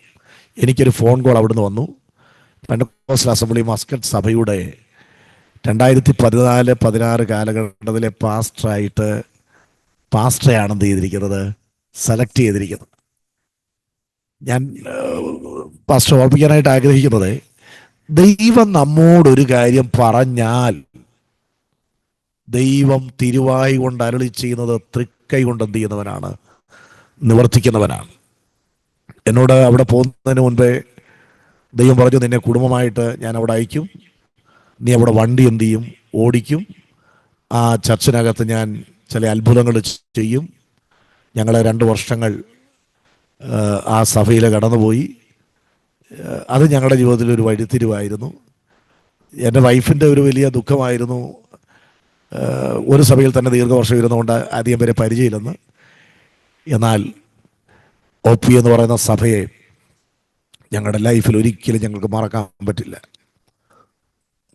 1000-ലധികം വിശ്വാസികൾ ഒരുമിച്ച് കൂടുന്ന ആ സഭയുടെ ശുശ്രൂഷയിൽ എളിയവനായ എനിക്ക് 2 വർഷം ചുമതല വഹിപ്പാൻ ദൈവം ഇടയാക്കി. അവിടുത്തെ യൂത്ത് ക്യാമ്പുകളിൽ 2 പ്രാവശ്യമായിട്ട് 70-ലധികം കുഞ്ഞുങ്ങൾ ആത്മസ്നാനം പ്രാപിച്ചു. അനവധി പേരെ സ്നാനപ്പെടുത്തുവാൻ ദൈവം അവസരങ്ങൾ നൽകി. മരണത്തിൻ്റെ വക്കിലെത്തിയ ചില പ്രിയപ്പെട്ടവരുണ്ട്. ഒരിക്കൽ ആ സഭയിലൊരു സുരേഷ് ബ്രദർ ഹൈന്ദവ പശ്ചാത്തലത്തിൽ നിന്ന് വന്നതാണ്. അപ്പോൾ ഞാൻ ദൈവത്തോട് ഇങ്ങനെ പറഞ്ഞു, കർത്താവേ, അങ്ങയാണ് എന്നെ ഇവിടെ കൊണ്ടുവന്നത്, ഞാനിവിടെ ആയിരിക്കുമ്പോൾ മരണം എന്ത് ചെയ്യാൻ പാടില്ല, നടക്കാൻ പാടില്ല. ദൈവം എന്നോട് പറഞ്ഞത് സംഭവിക്കത്തില്ലെന്ന് പറഞ്ഞു. ഞങ്ങളവിടെ ശുശ്രൂഷയേറ്റ ആദ്യ സമയങ്ങളിൽ എൻ്റെ വൈഫ് ഉറങ്ങിക്കിടക്കുന്ന വേളയിൽ ഒരു കറുത്ത രൂപം വന്നിട്ട് പറയുകയാണ്, ഞങ്ങളെ ശല്യം ചെയ്യാനായിട്ട് എന്ത് ചെയ്യരുത്, ശ്രമിക്കരുത്. ഞങ്ങളതിനെ ആത്മാവിൽ എന്ത് ചെയ്തു, അതൊരു പൈശാചിക ശക്തിയാണെന്ന് മനസ്സിലാക്കിയതിനെ ആത്മാവിൽ ശാസിച്ചു. ഞാൻ പറഞ്ഞു വരുന്നത്, സുരേഷ് ബ്രദർ ഇൻറ്റേർണൽ ഓർഗൻസ് കുടൽ പൊട്ടി വെന്റിലേറ്ററിലായി, അദ്ദേഹത്തിൻ്റെ കിഡ്നി ഫെയിലായി, അദ്ദേഹം ചില ദിവസങ്ങൾ വെന്റിലേറ്ററിൽ കിടക്കുകയാണ്, മരിക്കാനായിട്ട് തുടങ്ങുകയാണ്. രാത്രി 1:30 ആയപ്പോൾ എനിക്കൊരു ഫോൺ കോൾ വന്നു, സുരേഷ് ബ്രദർ മരിക്കാൻ തുടങ്ങുകയാണ്, അദ്ദേഹത്തിൻ്റെ വൈഫിനെ പറഞ്ഞൊന്ന് ശാന്തപ്പെടുത്തണം, ഫാസ്റ്റ് അവിടേക്ക് വരണം, സുൽത്താൻ കാബൂസ് ഹോസ്പിറ്റലിലേക്ക് വരണം. പക്ഷെ ഞാൻ വണ്ടി എടുത്ത് പോയില്ല. ഞാൻ ആ കിടക്കയിൽ നിന്ന് താഴേക്ക് ഇറങ്ങി താഴെ കവിണ് കിടന്നു. മോശ കവിണ് കിടക്കുന്നത് പോലെ ഞാൻ അവിടെ കവിണ് കിടന്നു. ഞാൻ കവിണ് കിടന്നിട്ട് ദൈവത്തോട് പറഞ്ഞു, ദൈവമേ, അങ്ങയാണ് എന്നെ ഇവിടെ കൊണ്ടുവന്നത്. അങ്ങ് എന്നോട് പറഞ്ഞു, നീ ഇവിടെ ആയിരിക്കുമ്പോൾ ഒരു മരണം എന്ത് ചെയ്യത്തില്ല, നടക്കത്തില്ല. അങ്ങയാണ് പറഞ്ഞെങ്കിൽ സുരേഷ് ബ്രദർ മരിക്കത്തില്ലെന്ന് നീ പറഞ്ഞെങ്കിൽ മാത്രമേ ഞാൻ ഇവിടെ നിന്ന് എന്ത് ചെയ്തുള്ളൂ, എഴുന്നേക്കത്തു. 4:30 ആയപ്പോൾ എന്നോട് ദൈവം പറഞ്ഞു, സുരേഷ് ബ്രദർ മരിക്കത്തില്ല. ഞാനൊരു 5:30 കഴിഞ്ഞ സമയത്ത് അവിടുത്തെ ചില പ്രിയപ്പെട്ടവരുമായിട്ട് സുൽത്താൻ കാബൂസ് ഹോസ്പിറ്റലിലേക്ക് പോയി. ഞാൻ അവരോട് പറഞ്ഞു, സുരേഷ് ബ്രദർ മരിക്കത്തില്ലെന്ന് ദൈവം എന്നോട് പറഞ്ഞിട്ടുണ്ട്. അന്നത്തെ ഞങ്ങളുടെ ആരാധനയിൽ ആത്മാവിൻ്റെ നിറവിൽ ഞാനിങ്ങനെ പറഞ്ഞു, സുരേഷ് ബ്രദർ മരിക്കത്തില്ല. അദ്ദേഹം ഈ വഴിയിലൂടെ, ഈ വാതിലൂടെ കടന്നു വരുന്നത് ഞാൻ എന്ത് ചെയ്യുന്നു, കാണുന്നു എന്ന് പറഞ്ഞു. അദ്ദേഹം അന്ന് വെന്റിലേറ്ററിലാണ്, കുടലൊക്കെ പൊട്ടി, വളരെ സീരിയസ് ആണ്. പക്ഷേ ദൈവം അന്ന് രാത്രിയിലത്തെ പ്രാർത്ഥനയുടെ മുൻപിൽ അദ്ദേഹത്തെ ജീവിതത്തിലേക്ക് മടക്കി കൊണ്ടുവന്നു. ഇന്നും സുരേഷ് ബ്രദറുണ്ട്. ഞാൻ കഴിഞ്ഞ ആഴ്ച അദ്ദേഹത്തെ TMM ഹോസ്പിറ്റലിൽ വെച്ച് കണ്ടു. അദ്ദേഹം രോഗിയെ വിസിറ്റ് ചെയ്യാൻ വന്നിരിക്കുകയാണ്. അദ്ദേഹത്തെ മരണത്തിൻ്റെ വാതിലിൽ നിന്ന് 10 വർഷങ്ങൾക്ക് മുൻപ് ദൈവം എന്ത് ചെയ്തു, മടക്കി കൊണ്ടുവരുവാനായിട്ട് ഇടയായി തീർന്നു. നമ്മുടെ ദൈവം അത്ഭുത മന്ത്രിയാണ്. ദൈവത്തിന് കഴിയാത്ത ഒരു കാര്യവും ജീവിതത്തിലില്ല. ഏറ്റവും തകർച്ചയിലൂടെ കടന്നു പോകുന്നവരെയും പണിതെടുക്കാനായിട്ട് ദൈവത്തിന് എന്ത് ചെയ്യും, കഴിയും എന്നുള്ളതാണ് എനിക്ക് എൻ്റെ ജീവിതാനുഭവങ്ങളിലൂടെ ഓർപ്പിക്കാനായിട്ടുള്ളത്. പക്ഷേ സമയം പോയില്ലെങ്കിൽ 1-2 കാര്യം കൂടെ പറയണമെന്ന് താല്പര്യമുണ്ട്. എനിക്കൊരു വീടില്ല. ഞങ്ങൾ മസ്കറ്റിലെ ശുശ്രൂഷ കഴിഞ്ഞ് നാട്ടിൽ കടന്നു വന്നു. നാട്ടിൽ കടന്നു വന്ന്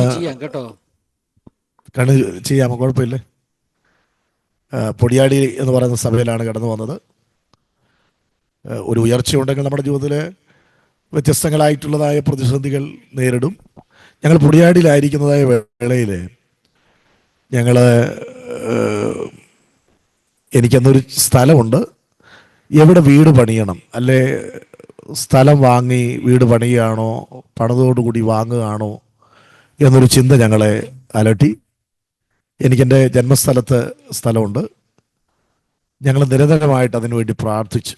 ഈ അപ്പർ കുട്ടനാടായതുകൊണ്ട് വെള്ളത്തിൻ്റെ ശല്യം ഉള്ളതുകൊണ്ട് ഇങ്ങോട്ടെങ്ങാനും മാറി വാങ്ങാം എന്നുള്ളൊരു ചിന്ത. ഞങ്ങൾ പലയിടത്ത് കടന്നുപോയി, നോക്കിയിട്ടൊന്നും എന്ത് ചെയ്യുന്നില്ല, കിട്ടുന്നില്ല. ഏറ്റവും കൂടുതൽ ഈ അപ്പർ കുട്ടനാട് എൻ്റെ ജന്മസ്ഥലത്ത് തന്നെ വീട് പണിയാമെന്ന് ഞാൻ താല്പര്യപ്പെട്ട് ഈ വീട് പണിയുടെ എല്ലാ കാര്യങ്ങളും ചെയ്തു. അങ്ങനെ ഇരിക്കുന്നതായ വേളയിൽ ഞാൻ ഈ മസ്കറ്റിൽ പോകുന്നതൊക്കെ ഡേറ്റും സമയവും ഒക്കെ പറഞ്ഞ ദൈവദാസൻ, അദ്ദേഹം ഞാൻ വിളിക്കാതെ ഞങ്ങളുടെ പാഴ്സേജ് വരിക, വന്നിട്ട് പറഞ്ഞു നമുക്ക് പ്രാർത്ഥിക്കാമെന്ന് പറഞ്ഞു. അദ്ദേഹം ഞങ്ങളുടെ കാര്യങ്ങളൊന്നും അദ്ദേഹത്തിന് അറിയില്ല. ഞാൻ പ്രവചനത്തെ വിശ്വസിക്കുന്ന ആളാണ്. എല്ലാ പ്രവചനത്തെ അല്ല, പരിശുദ്ധാത്മാവ് നൽകുന്ന അരുളപ്പാട് പറയുന്ന ദൈവദാസന്മാരെയും അവരുടെ ദൂതുകളെ ഞാൻ വിശ്വസിക്കുന്നു. അപ്പോൾ ഈ അദ്ദേഹം അവിടെ വന്നു. ഞങ്ങൾ പ്രാർത്ഥിക്കുന്ന വേളയിൽ ഞങ്ങളോട് പറയാണ് ഇന്ന് ഞങ്ങളുടെ കയ്യിൽ അതുണ്ട്. ഒരു വീട് പണിതത് വാങ്ങുകയാണോ അതോ സ്ഥലം മേടിച്ച് പണിയുകയാണോ എന്നുള്ള തേക്കത്തിൽ ഇരിക്കുന്നു. ഗ്രാമ അന്തരീക്ഷത്തിലേക്കല്ല, തിരുവല്ല പട്ടണത്തിനോട് ചേർന്ന് 2 കിലോമീറ്റർ താഴെ പട്ടണത്തിനോടടുത്ത് ഞാൻ നിനക്ക് സ്ഥലം തരും. അവിടെ നീ ഒരു വീട് എന്ത് ചെയ്യും, പണിയും. ഈ ദൂത് കേട്ടതോടുകൂടെ ചാത്തങ്കരിയിൽ പണിയാനുള്ള എൻ്റെ തീരുമാനം ഞാൻ മാറ്റി. എൻ്റെ വൈഫിനോട് പറഞ്ഞു. അപ്പോൾ ഞങ്ങൾ പുല്ലാട്, കുമ്പനാട് ഒത്തിരി സ്ഥലമൊക്കെ അന്വേഷിച്ച് വരാം. ഞാൻ എൻ്റെ വൈഫിനോട് പറഞ്ഞു, നമ്മളിനിയും 3 കിലോമീറ്റർ താഴെ ഉള്ള വസ്തുക്കൾ മാത്രമേ കാണാൻ താല്പര്യപ്പെടുന്നുള്ളതെന്ന് തീരുമാനിച്ചു. അടുത്ത ദിവസം എൻ്റെ സ്നേഹിതൻ എന്നെ വിളിച്ചു. ഇന്നതുപോലൊരു സ്ഥലമുണ്ട്. ഞാനവിടെ ചെന്നത് കാണുകയാണ്. കണ്ടപ്പോൾ തിരുവല്ലയിൽ നിന്ന് 1.25 കിലോമീറ്റർ മാത്രമേ ഉള്ളൂ ആ സ്ഥലത്തേക്ക്. എൻ്റെ ഒരു തീരുമാനമായിരുന്നു ബ്രോക്കർമാരൊന്നും പാടില്ലെന്ന്. നേരിട്ട് അതിൻ്റെ ഓണറുമായിട്ട് ബന്ധപ്പെട്ട് അവിടെ സ്ഥലം വാങ്ങാൻ ദൈവം എന്ത് ചെയ്തു, അവസരങ്ങളെ നൽകി. ആ വീട് പണി ആരംഭിക്കുന്ന വേളയിൽ ഞങ്ങൾ തന്നെ പ്രാർത്ഥിച്ച്, ഞാൻ തന്നെ സ്ഥാനം കണ്ട് അവിടെ കിണർ കുഴിച്ചു, ധാരാളം വെള്ളം അവിടെ ദൈവം തന്നു. മറ്റൊരു കാര്യമെന്ന് പറയുന്നത്, എനിക്ക് വലിയ താല്പര്യമായിരുന്നു ചുടുകട്ട കൊണ്ട് വീട് പണിയണമെന്ന്. അപ്പം ഞാൻ, എൻ്റെ സ്നേഹിതനുണ്ട്, അദ്ദേഹമായിട്ട് വ്യത്യസ്ത ഇടങ്ങളിൽ കടന്നുപോയി. എനിക്കിഷ്ടപ്പെട്ടില്ല. ഏറ്റവും ഒടുവിൽ എൻ്റെ അന്തരാത്മാവിലൊരു ചിന്ത വന്നു, സകലത്തെയും സൃഷ്ടിച്ചതും സകലത്തെയും കാണുന്നത് സ്വർഗത്തിലെ ദൈവമാണല്ലോ. ആ ദൈവത്തോട് ഞാൻ പ്രാർത്ഥിച്ചാൽ ഇത് ദൈവം ചൂണ്ടിക്കാണിക്കുമെന്ന് എന്നോട് ദൈവം പറയുക. ഞാൻ രാത്രി ഉറങ്ങിക്കിടക്കുന്ന ഇടത്ത് പെട്ടെന്ന് ഉണർന്ന് ഒരു ദർശനം പോലെ ഞാനിങ്ങനെ കാണുകയാണ്. ഏറ്റുമാനൂരിന് കിഴക്കും കോട്ടയത്തിന് വടക്കായിട്ടുള്ളൊരു സ്ഥലം, മനോഹരമായൊരു ചൂള. അവിടേക്ക് തിരുവല്ല വഴി പോകുന്നൊരു വണ്ടി ഞാൻ കാണുകയും ബന്ധപ്പെടുകയും ഞാൻ ആ കട്ട അവിടെ നിന്ന് കൊണ്ടുവരുന്ന കാര്യം ഞാൻ കാണുകയാണ്. ഞാൻ എൻ്റെ വൈഫിനോട് പറഞ്ഞു, നമുക്ക് ഇഷ്ടിക കിട്ടിയെന്ന് പറഞ്ഞു. അപ്പോൾ എന്നോട് വൈഫ് ചോദിച്ചു, രാത്രി എവിടെ നിന്നായി കിട്ടിയേ? ഞാൻ പറഞ്ഞു, ദൈവം എനിക്കൊരു ദർശനം തന്നു. ഞാനന്ന് ഷാരോൺ ബൈബിൾ കോളേജിൽ പഠിപ്പിക്കുന്നുണ്ട്. ഞാൻ കണ്ട ദർശനം, ബൈബിൾ കോളേജിൽ നിന്ന് ഞാൻ കയറി വരുമ്പോൾ ഒരു ലോറി വരുന്നു, ഞാൻ അവരുമായിട്ട് ബന്ധപ്പെടുന്നു. അങ്ങനെയാണ് അതിൻ്റെ ഓണറുമായിട്ട് ബന്ധപ്പെടുന്നത്. അത് കോട്ടയത്തിന് വടക്കുള്ള സ്ഥലമാണ്, ഏറ്റുമാനൂർ കിഴക്കാണ്. ഒരു 1.5 ആഴ്ച കഴിഞ്ഞ് ഞാൻ ബൈബിൾ കോളേജിൽ പഠിപ്പിച്ച് മുകളിലോട്ട് കയറുന്ന വേളയിൽ ഞാൻ കണ്ടതുപോലുള്ള ലോറി ഭയങ്കര സ്പീഡിൽ പോവുകയാണ്. ഞാൻ ചോദിച്ച്, കണ്ടത് ദർശനത്തിൽ കണ്ടതാണെങ്കിൽ ഈ ലോറി നിർത്തുന്ന സ്റ്റോപ്പൊന്നും ഇല്ലല്ലോ. ഞാനതിൻ്റെ പുറകെ പോയി ട്രാഫിക്കിൽ ചെന്നപ്പോൾ അതവിടെ റെഡ് സിഗ്നലിൽ നിർത്തി. ഞാൻ അവിടെ നിന്ന് നമ്പർ മേടിച്ചു. ഞാൻ കോട്ടയത്ത് കടന്നുപോയി. ഈ പറഞ്ഞ സ്ഥലത്ത് ചെന്നപ്പോൾ അത് അയർകുന്നമാണ്. അവിടുന്നാണ് ചുടുകട്ട കിട്ടിയത്. ഞാനത് പറഞ്ഞു തന്നത്, ഞാൻ കണ്ട ദർശനത്തിൽ ഞാൻ ഈ കട്ടയുമായിട്ട് വീട്ടിൽ വന്ന് വീട് പണി ആരംഭിക്കുമ്പോൾ മേസ്തിരി പറയുകയാണ്, ഇത് എവിടുന്ന് കിട്ടി, നമ്പർ 1 ആണ്. ഞാൻ കണ്ട ദർശനം ശരിയാണോ എന്നറിയാൻ ശാന്തമായിട്ടിരിക്കുമ്പോൾ ഈ കട്ടയെടുത്തെല്ലാം പൊട്ടിച്ച് നോക്കിയിട്ട് മേസ്തിരി പറയാണ്, ഇത് എവിടുന്ന് കിട്ടി? എൻ്റെ ഈ 40 വർഷത്തെ പണിയിൽ ഇത്രയും നല്ലതുകൊണ്ട് ഞാൻ എന്ത് ചെയ്തിട്ടില്ല, പണിതിട്ടില്ല. അപ്പോൾ ഞാൻ പാസ്റ്ററെ പറയാൻ താല്പര്യപ്പെടുന്ന കാര്യം എന്ന് പറഞ്ഞാൽ, നമ്മുടെ ജീവിതത്തിൻ്റെ ദൈനംദിന ജീവിതത്തിലെ ചെറിയ കാര്യങ്ങൾ പോലും ദൈവം എന്ത് ചെയ്യുന്നു, അറിയുന്നു. ഗിദെയോൻ്റെ വീട്ടിലെ അപ്പൻ്റെ കാളയുടെ വയസ്സ് ദൈവത്തിന് അറിയാമായിരുന്നു. നമ്മൾ എവിടെ പാർക്കുന്നത് ദൈവത്തിനറിയാം. നമ്മുടെ ചെറിയ കാര്യങ്ങൾ, വലിയ കാര്യങ്ങൾ മാത്രമല്ല, ചെറിയ കാര്യങ്ങൾ വരെ സ്വർഗത്തിലെ ദൈവത്തിന് എന്ത് ചെയ്യാം, അറിയാം. ദൈവം ആർക്കും കടക്കാരനല്ല. ഞാൻ പല അനുഭവങ്ങളുണ്ടെങ്കിലും എൻ്റെ മസ്കറ്റിലായിരിക്കുന്ന വേളയിൽ എൻ്റെ അമ്മയെ അവിടെ കൊണ്ടുപോകാൻ അവസരങ്ങൾ ദൈവം തന്നു. എൻ്റെ അമ്മയെ മാത്രമല്ല, എൻ്റെ വൈഫിൻ്റെ അമ്മയെ ഞങ്ങളോടുകൂടെ അവിടെ എന്ത് ചെയ്തു, വന്ന് പാർത്തു. അങ്ങനെയൊക്കെ ദൈവത്തിൻ്റെ, ഞങ്ങളുടെ ആ കഷ്ടതയുടെ ഞെരുക്കത്തിൻ്റെ അവസ്ഥകളെയൊക്കെ ദൈവം എന്ത് ചെയ്തു, മാറ്റി. അപ്പം എന്നെ കേൾക്കുന്ന പ്രിയപ്പെട്ടവരോട് ഞാൻ പറയാനായിട്ട് താല്പര്യപ്പെടുന്നത്, സുവിശേഷ വേലയ്ക്ക് ഇറങ്ങാൻ ഒരുപക്ഷെ ഭൗതികമായിട്ടുള്ള നിങ്ങളുടെ പ്രാരാബ്ദങ്ങളോ ഉത്തരവാദിത്തങ്ങളോ ഒക്കെ ആയിരിക്കാം നിങ്ങളെ പുറകോട്ട് വലിക്കുന്നത്. എന്നാൽ നമ്മൾ വിശ്വാസത്തിൻ്റെ ചുവടുകൾ വെച്ചാൽ നമ്മെ ആദരിക്കുന്നത് സ്വർഗത്തിലെ ദൈവമാണ്. എൻ്റെ ലൈഫിൽ ഈ ലോകത്തിലെ അപ്പനില്ലാത്തത് കൊണ്ട് ഞങ്ങൾ രണ്ടുപേരും മനസ്സിലാക്കുന്നതും ചെയ്യുന്നതുമായ കാര്യങ്ങൾ, എൻ്റെ അപ്പൻ്റെയും അമ്മയുടെയും റോള് നിർവഹിക്കാൻ കഴിയുന്നത് സ്വർഗത്തിലെ ദൈവത്തിനാണ്. അപ്പോൾ എന്തു വിഷയങ്ങൾ കടന്നു വന്നാലും ദൈവത്തിൻ്റെ പാദപീഠത്തിൽ എന്ത് ചെയ്യും, മുഴങ്കാലും അടക്കും. ഞങ്ങളെ ഈ ശുശ്രൂഷയിൽ നിന്ന് തകർത്ത് കളയത്തക്ക നിലയിൽ നശിപ്പിച്ച് കളയുമെന്ന് വെല്ലുവിളി ഉയർത്തിയ വ്യക്തികളുണ്ട്. കാരണം അവർ പറയുന്നത് പോലെ കാര്യങ്ങൾ ചെയ്തു കൊടുത്തില്ലെങ്കിൽ നിങ്ങളെ ഒരിക്കലും ശുശ്രൂഷയിൽ മുന്നോട്ട് പോകാൻ അനുവദിക്കത്തില്ല എന്ന് പറഞ്ഞു വെല്ലുവിളിച്ച വ്യക്തികൾ ആത്മീയതയിൽ നിന്ന് എന്ത് ചെയ്തിട്ടുണ്ട്, ഉണ്ടായിട്ടുണ്ട്. പുറത്തുനിന്ന് അനുഭവിച്ചതിനേക്കാൾ അകത്തുനിന്ന് വലിയ പ്രതിസന്ധി നിലപാടുകളിൽ ഉറച്ചു നിന്നതുകൊണ്ട്, നിലപാടുകൾ കൊണ്ട് എന്ന് പറഞ്ഞാൽ മഹത്വം ദൈവത്തിന് മാത്രമേ പാടുള്ളൂ. ഏതെങ്കിലും വ്യക്തിക്ക് മഹത്വം കൊടുക്കാൻ പാടില്ല എന്നുള്ള ബോധ്യം എനിക്കും എൻ്റെ വൈഫിനും ഉണ്ടായിരുന്നു. അപ്പോൾ ചിലയിടങ്ങളിലൊക്കെ ശുശ്രൂഷിക്കുമ്പോൾ വ്യക്തിയെ പുകഴ്ത്തണം, വ്യക്തിക്ക് വലിയ മഹത്വം കൊടുക്കണം, അവർ പറയുന്നത് പോലെ പോകണം എന്നുള്ള ചിന്തയിൽ വഴങ്ങാത്തത് കൊണ്ട് ഞങ്ങളെ വിവിധ നിലകളിൽ ഉപദ്രവിക്കുവാനും നശിപ്പിക്കുവാനും ആത്മീയ മേഖലയിൽ നിന്ന് പിശാച് ചില വ്യക്തികളെ എന്ത് ചെയ്തിട്ടുണ്ട്, ഉപയോഗിച്ചിട്ടുണ്ട്. അപ്പം ഞാൻ ഈ പച്ചമേച്ചിൽപ്പുറങ്ങൾ മാത്രം പറഞ്ഞാൽ പോരല്ലോ, ജീവിതത്തിൻ്റെ ഇത്തരം ചില വെല്ലുവിളികളിലൂടെ ഞാൻ എന്ത് ചെയ്തിട്ടുണ്ട്, ഞങ്ങൾ കടന്നു പോയിട്ടുണ്ട്. പക്ഷെ ഞാൻ ഒരു കാര്യം പറയാം, ദൈവത്തിൻ്റെ മുൻപിൽ കാല് മടക്കുന്നവൻ്റെ കാൽ ലോകത്തിൻ്റെ മുൻപിൽ മടങ്ങാൻ ദൈവം എന്ത് ചെയ്യത്തില്ല, അനുവദിക്കത്തില്ല. പിശാച് തൻ്റെ ഇഷ്ടം നിറവേറ്റാൻ പിടിച്ചിരിക്കുന്ന വ്യക്തികൾ ഇന്നും ആത്മീയ മേഖലയിലുണ്ട്. അതായത് ഈ ഭക്തിയുടെ വേഷം ധരിച്ച് അതിൻ്റെ ശക്തിയെ ത്യജിക്കുന്നവർ ആത്മീയ മേഖലയിലുണ്ട്. അപ്പം നിങ്ങൾ ദൈവിക ദർശനം കണ്ടവരാണ്. ഞാൻ എൻ്റെ സാക്ഷ്യം പറയുമ്പോൾ പറയട്ടെ, യോസഫ് കണ്ട ദർശനത്തിൽ അരിയപ്പെട്ട കറ്റയാളാണല്ല. ആ കറ്റയുടെ കൂട്ടത്തിൽ അരിയപ്പെട്ട കറ്റയിൽ അവൻ്റെ കറ്റ നിവർന്നു നിന്നു എന്നാണ് വായിക്കുന്നത്. ഒരിക്കലും അരിയപ്പെട്ട കറ്റ നിവർന്നു നിൽക്കത്തില്ല. എന്നാൽ സ്വർഗത്തിലെ ദൈവം വിചാരിച്ചാൽ അരിയപ്പെട്ട കറ്റയെ നിവരെ നിർത്തും. ആത്മീയ മേഖലയിൽ ആത്മീയരെന്ന് അഭിമാനിക്കുന്നവരിൽ നിന്ന് ഒരു പക്ഷെങ്കിൽ അവരറിഞ്ഞുകൊണ്ടായിരിക്കത്തില്ല.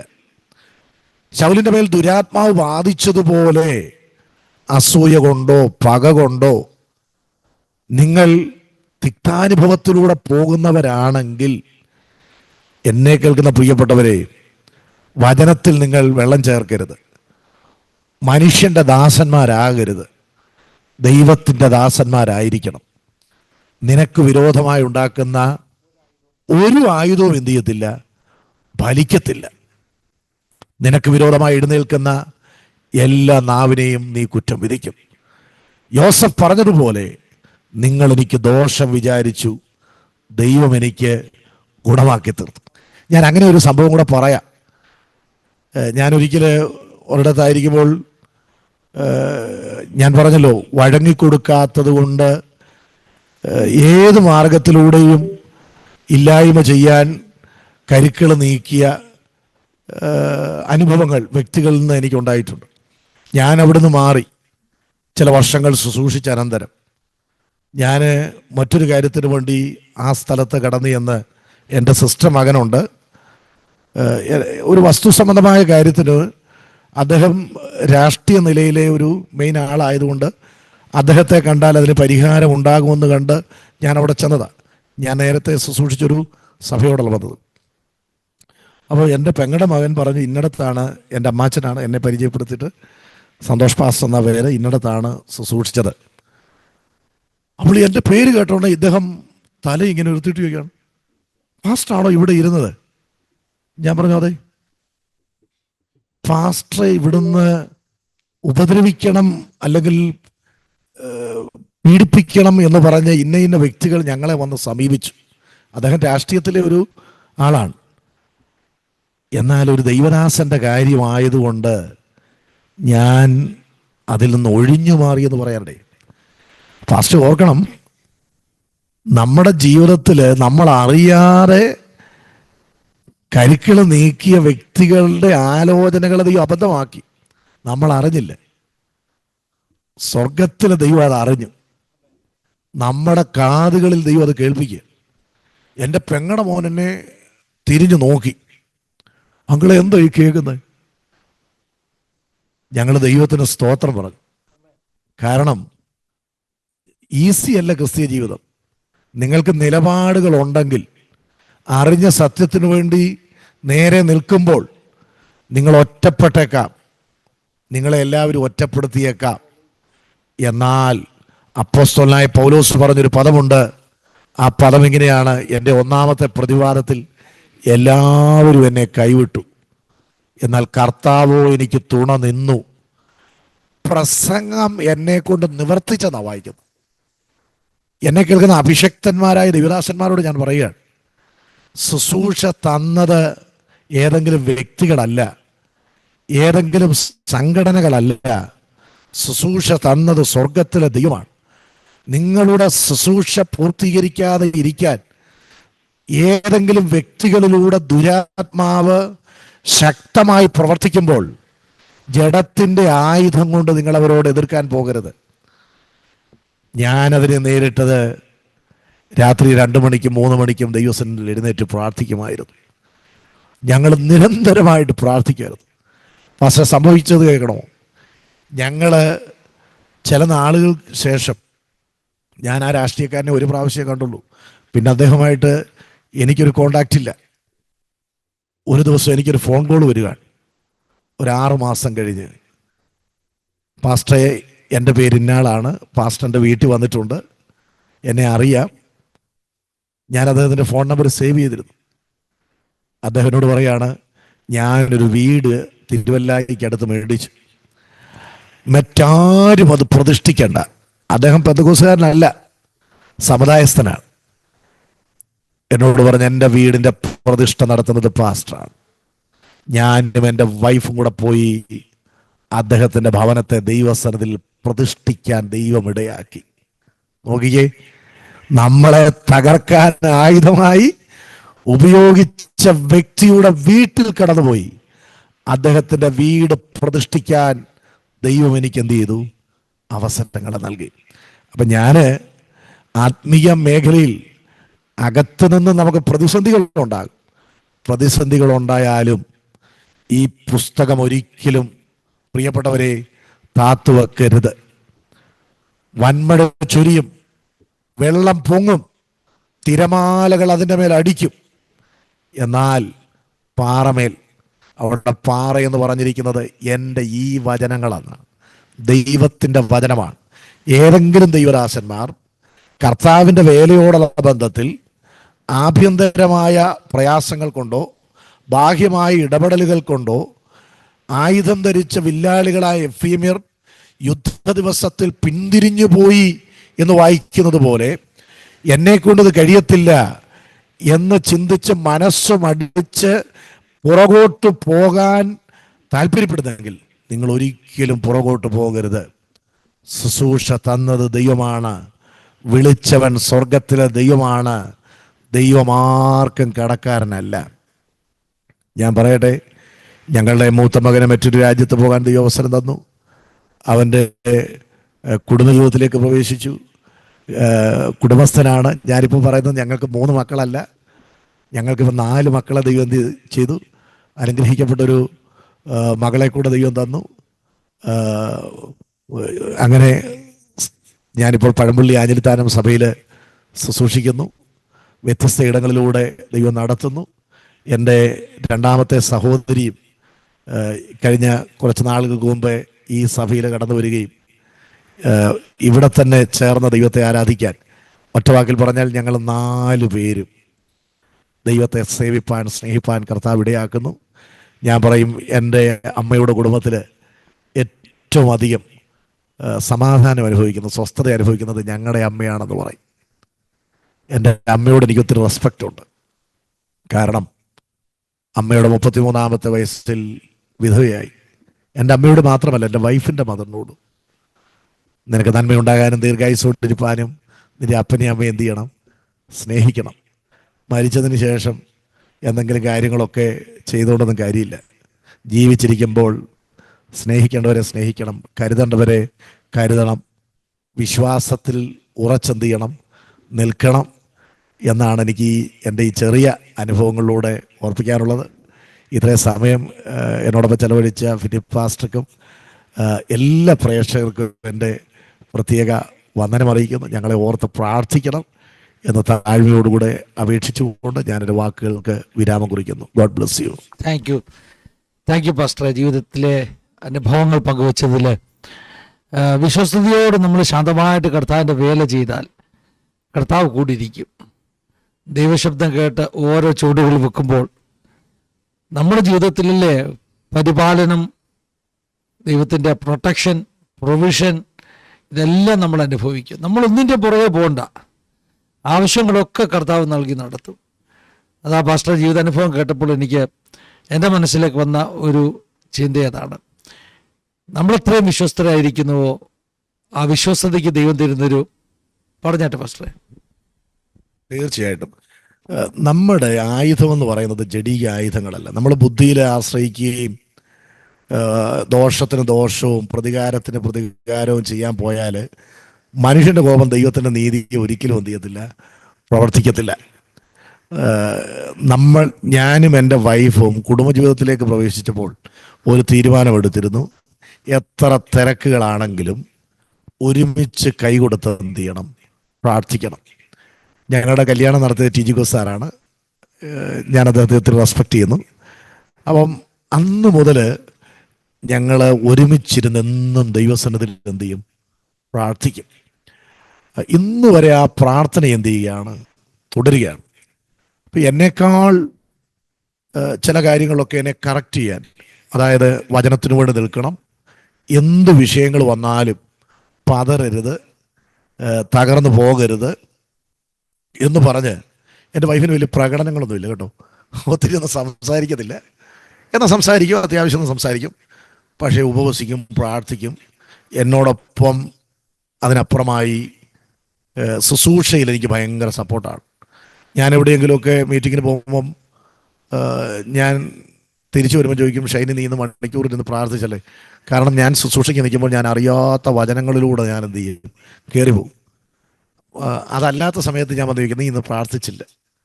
അപ്പോൾ എൻ്റെ വൈഫ് എനിക്ക് ഭയങ്കര സപ്പോർട്ടാണ്. ഞങ്ങൾ ഒരുമിച്ചിരുന്ന് പ്രാർത്ഥിക്കും. അപ്പോൾ എൻ്റെ വൈഫ് എനിക്ക് ശുശ്രൂഷയിൽ തരുന്നൊരു കൈത്താങ്ങൽ എന്ന് പറഞ്ഞാൽ ചെറുതല്ല. ഞങ്ങളുടെ സങ്കടങ്ങളും വേദനകളും എല്ലാം ദൈവത്തോട് എന്ത് ചെയ്യും, കണ്ണുനീരോടുകൂടെ പ്രാർത്ഥിക്കും, ഉപവസിക്കും. ദൈവം പറയുന്ന ദൂതുകൾ എന്ത് ചെയ്യും, ഏറ്റെടുക്കും. യേശുക്രിസ്തു പറഞ്ഞാൽ എന്നെ ഏറ്റവും അധികം സ്വാധീനിച്ച വ്യക്തി യോസഫാണ്. യഹോവ യോസഫിനോടുകൂടെ ഉണ്ടായിരുന്നത് കൊണ്ട് അവൻ കൃതാർത്ഥനായി. അവൻ്റെ സകല സങ്കടങ്ങളിൽ നിന്നും ദൈവം അവനെ എന്ത് ചെയ്തു, വിടുവിച്ചു എന്നാണ് വായിക്കുന്നത്. അപ്പം ദൈവം നമ്മളെ ഒരിക്കലും എന്ത് ചെയ്യത്തില്ല, കൈവിടത്തില്ല. നമ്മുടെ കാര്യങ്ങളെല്ലാം, ഞാൻ പാസ്റ്റർ ഒരു കാര്യം കൂടെ പറയാം, ഈ നമ്മൾ ആത്മീയ മേഖലകളിൽ തിക്താനുഭവങ്ങൾ നേരിടുമ്പോൾ നമ്മുടെ കാര്യങ്ങൾ നമ്മൾ ദൈവത്തെ ഭരമേൽപ്പിക്കാനൂടെ പഠിക്കുകയാണ്. ദൈവത്തെ നമ്മൾ ഭരമേൽപ്പിക്കുന്നില്ല എങ്കിൽ ചിലതിന് ഉത്തരം കിട്ടാതെ വരുമ്പോൾ നമ്മൾ എന്ത് ചെയ്യും, പതറും, നമ്മൾ കുഴയും.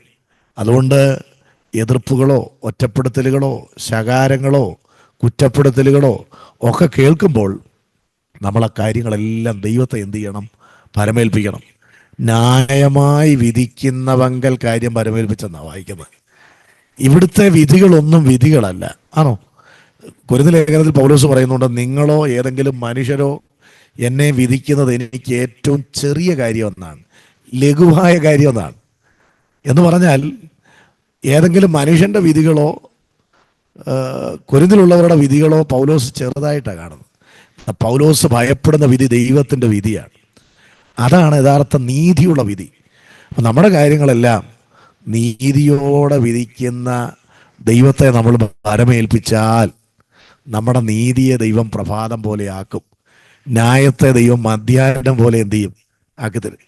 ഞാൻ ഒരു കാര്യം കൂടെ പാസ്റ്റർ പറയാം. ഈ മക്കളുടെ വിദ്യാഭ്യാസത്തോടുള്ള ബന്ധത്തിൽ ഭാരപ്പെടുന്നവർ കാണാം. ഞങ്ങളുടെ മകനെ കാനഡയിലാണ്, അവന് കുടുംബസ്ഥനാണ്. PR-ൻ്റെ വിഷയത്തിൽ ഭാരപ്പെട്ടു. ഈ കഴിഞ്ഞ ചില മാസങ്ങൾക്ക് മുമ്പ് ഒരു 22-ാം തീയതി ലാസ്റ്റ് ഡേറ്റാണ് അവൻ്റെ വർക്ക് പെർമിറ്റ് തീരുകയാണ്. 23-ന് തീരും. അപ്പോൾ അതിനു മുമ്പ് അവൻ്റെ ഇൻവിറ്റേഷൻ വന്ന കാര്യങ്ങൾ ചെയ്തില്ല എങ്കിൽ സ്റ്റാറ്റസ് മാറുകയാണ്, അവിടെ നിൽക്കാൻ ബുദ്ധിമുട്ടാണ്. ഞങ്ങളോട് ദൈവം പറഞ്ഞു അവനെ അവിടെ ഉറപ്പിക്കും. ഞങ്ങൾ നിരന്തരമായിട്ട് പ്രാർത്ഥിച്ചു. ഞങ്ങളുടെ കഴിവുകളോ മിടുക്കോ ഒന്നും അല്ല ഞാനീ പറയുന്നത്. ഐക്യതയുടെ പ്രാർത്ഥനയുടെ കാര്യമാണ്. 22-ാം തീയതി വൈകിട്ട് അവിടെ 4 മണിക്ക് ഓഫീസ് അടയ്ക്കും. 3:55 ആയപ്പോൾ അതിൻ്റെ മേലൊരു പരിഹാരം, ഇൻവിറ്റേഷൻ വന്നു. അസാധ്യമായതിനെ ദൈവം എന്ത് ചെയ്തു? സാധ്യമാക്കി. ഇതെല്ലാം പ്രാർത്ഥനയിലാണ്. 2-3 കാര്യം: രഹസ്യ ജീവിതത്തിൻ്റെ വിശുദ്ധി, രഹസ്യ പ്രാർത്ഥന, രഹസ്യ വചന ധ്യാനം. നമ്മെ ഉള്ളതുപോലെ അറിയുന്നത് സ്വർഗത്തിലെ ദൈവമാണെന്നുള്ള ബോധ്യം എല്ലായ്പ്പോഴും നമുക്കുണ്ടായിരിക്കും. നമ്മുടെ ആ നിർമ്മലതയും നമ്മളുടെ നല്ല മനസാക്ഷിയും തള്ളിക്കളയാതെ ദൈവത്തെ നമ്മൾ മുറുകെ പിടിച്ച് നിന്നാൽ സ്വർഗത്തിലെ ദൈവം നമ്മുടെ ആരംഭത്തെക്കാൾ അവസാനത്തെ ഏറ്റവും ശ്രേഷ്ഠകരമാക്കി എന്ത് ചെയ്യും? മാറ്റുവാനായിട്ടിടയാകും. അത് തന്നെ പാസ്റ്റർ പറഞ്ഞ കാര്യത്തിലൊരു കാര്യം ഞാൻ ഒന്നുകൂടെ ആവർത്തിച്ച് നമ്മുടെ പ്രേക്ഷകരോട് പറയുക. ഒന്നിച്ച് പ്രാർത്ഥിക്കുന്ന കുടുംബം അത് വലിയ പവർഫുള്ളാണ് പാസ്റ്ററെ. ഞങ്ങളുടെ വിവാഹം കഴിഞ്ഞപ്പോൾ എൻ്റെ പപ്പ എനിക്ക് തന്ന 2 അഡ്വൈസസ്: ഒന്ന്, ഒരു ദിവസം പോലും കരം കോർത്ത് പിടിച്ച് പ്രാർത്ഥിക്കാതെ ഉറങ്ങരുത്. രണ്ടാമത്, സാമ്പത്തിക ഇടപാടുകളിൽ എന്നോട് പപ്പ പറഞ്ഞ ഭാഷ, നിങ്ങൾക്ക് 2 പേർക്ക് 2 പേഴ്സ് ഉണ്ടാകല്ലെന്ന.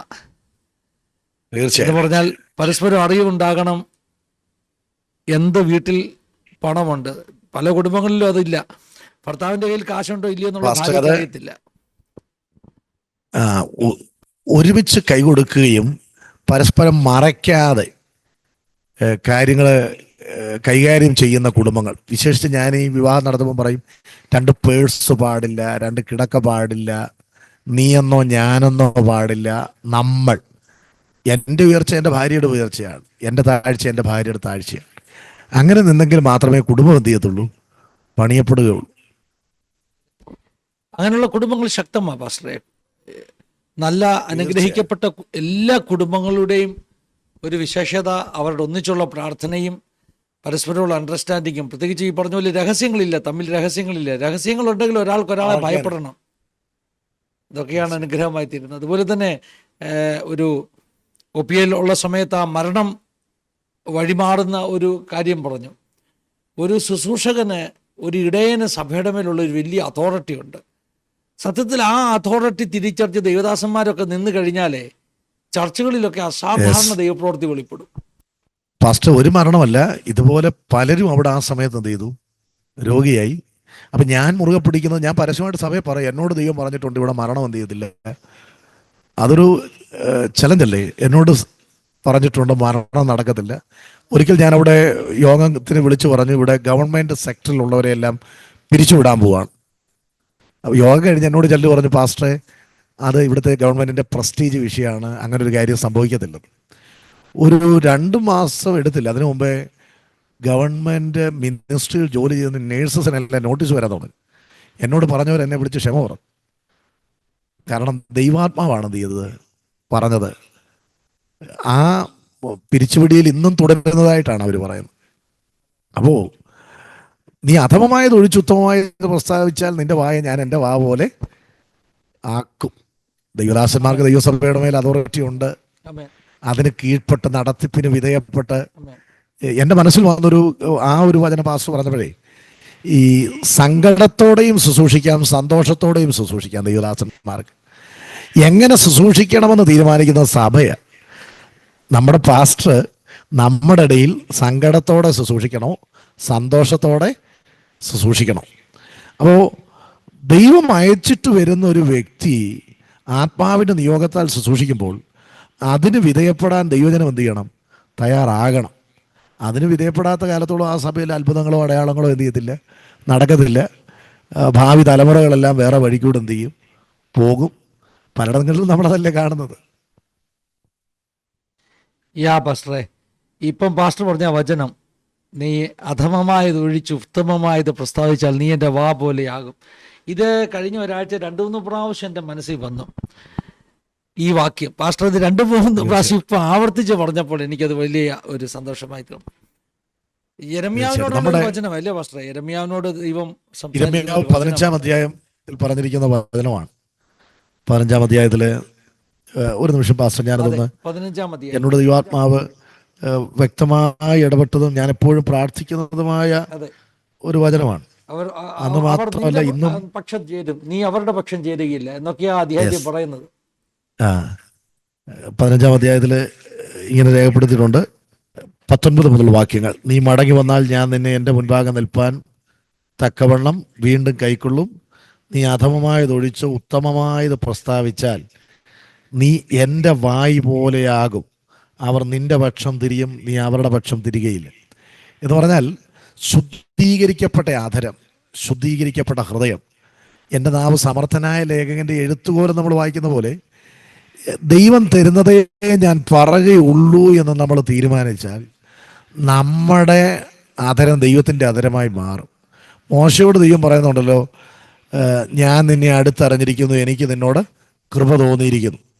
അപ്പോൾ ദൈവം പറയുകയാണ്, നിന്റെ വാക്കുപോലെ ഞാൻ ചെയ്യും.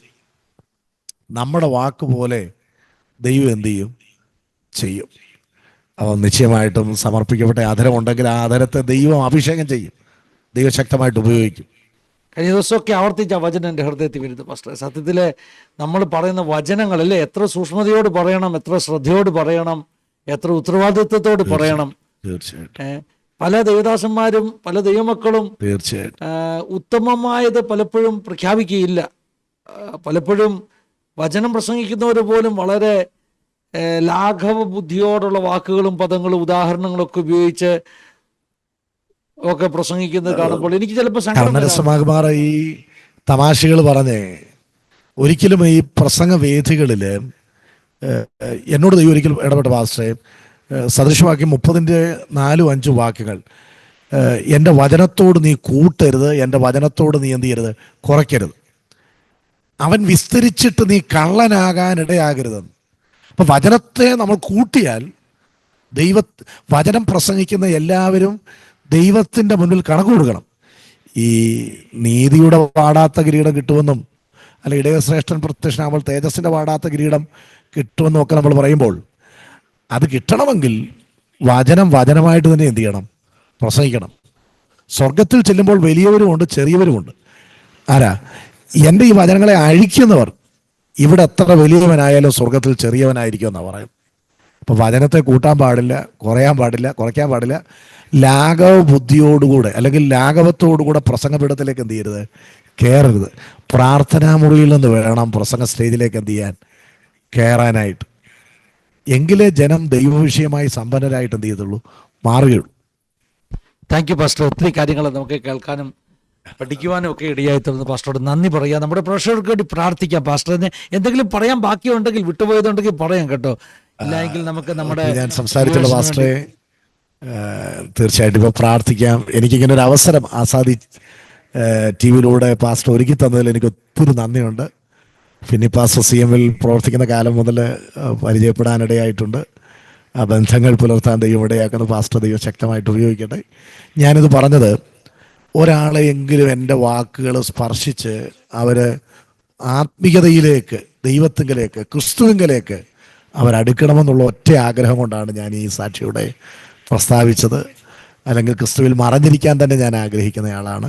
ഒരു നിമിഷം പ്രാർത്ഥിക്കാം. ഞങ്ങളുടെ സ്വർഗീയ പിതാവേ, ആസാദി TV ചാനലിലൂടെ ഈ പ്രേക്ഷകരോട് എളിയവൻ്റെ ചെറിയ സാക്ഷ്യങ്ങൾ പറയാൻ ദൈവം നൽകിയ വിലപ്പെട്ട സന്ദർഭത്തിനായി സ്തോത്രം. ഫിന്നി പാസ്റ്ററെയും ഈ പ്രേക്ഷകരെയും ദൈവത്തിൻ്റെ കരങ്ങളിൽ ഏൽപ്പിക്കുന്നു. ഇത് കേൾക്കുന്ന വ്യക്തികളോട് ദൈവം സംസാരിക്കണം. പിന്തിരിയാതെ എന്ത് കഷ്ടതകൾ കടന്നു വന്നാലും കർത്താവിനെ മുറുകെ പിടിച്ച് വിശ്വസ്തരായി ജീവിപ്പാൻ എല്ലാവർക്കും കർത്താവ് കൃപ ചെയ്യണമേ. കൃപയിൽ മറയ്ക്കണം, മഹത്വം എടുക്കണം. യേശു ക്രിസ്തുവിൻ നാമത്തിൽ തന്നെ ആമേൻ. Thank you pastor. നന്ദി പറയുന്നു. രസമങ്ങൾ വേർതിരിച്ചു തന്നതിൽ നമ്മുടെ വ്യൂവേഴ്സിനോടുള്ള നന്ദി പറയുന്നു. Thank you all. God bless you all. Have A wonderful time. Thank you for watching.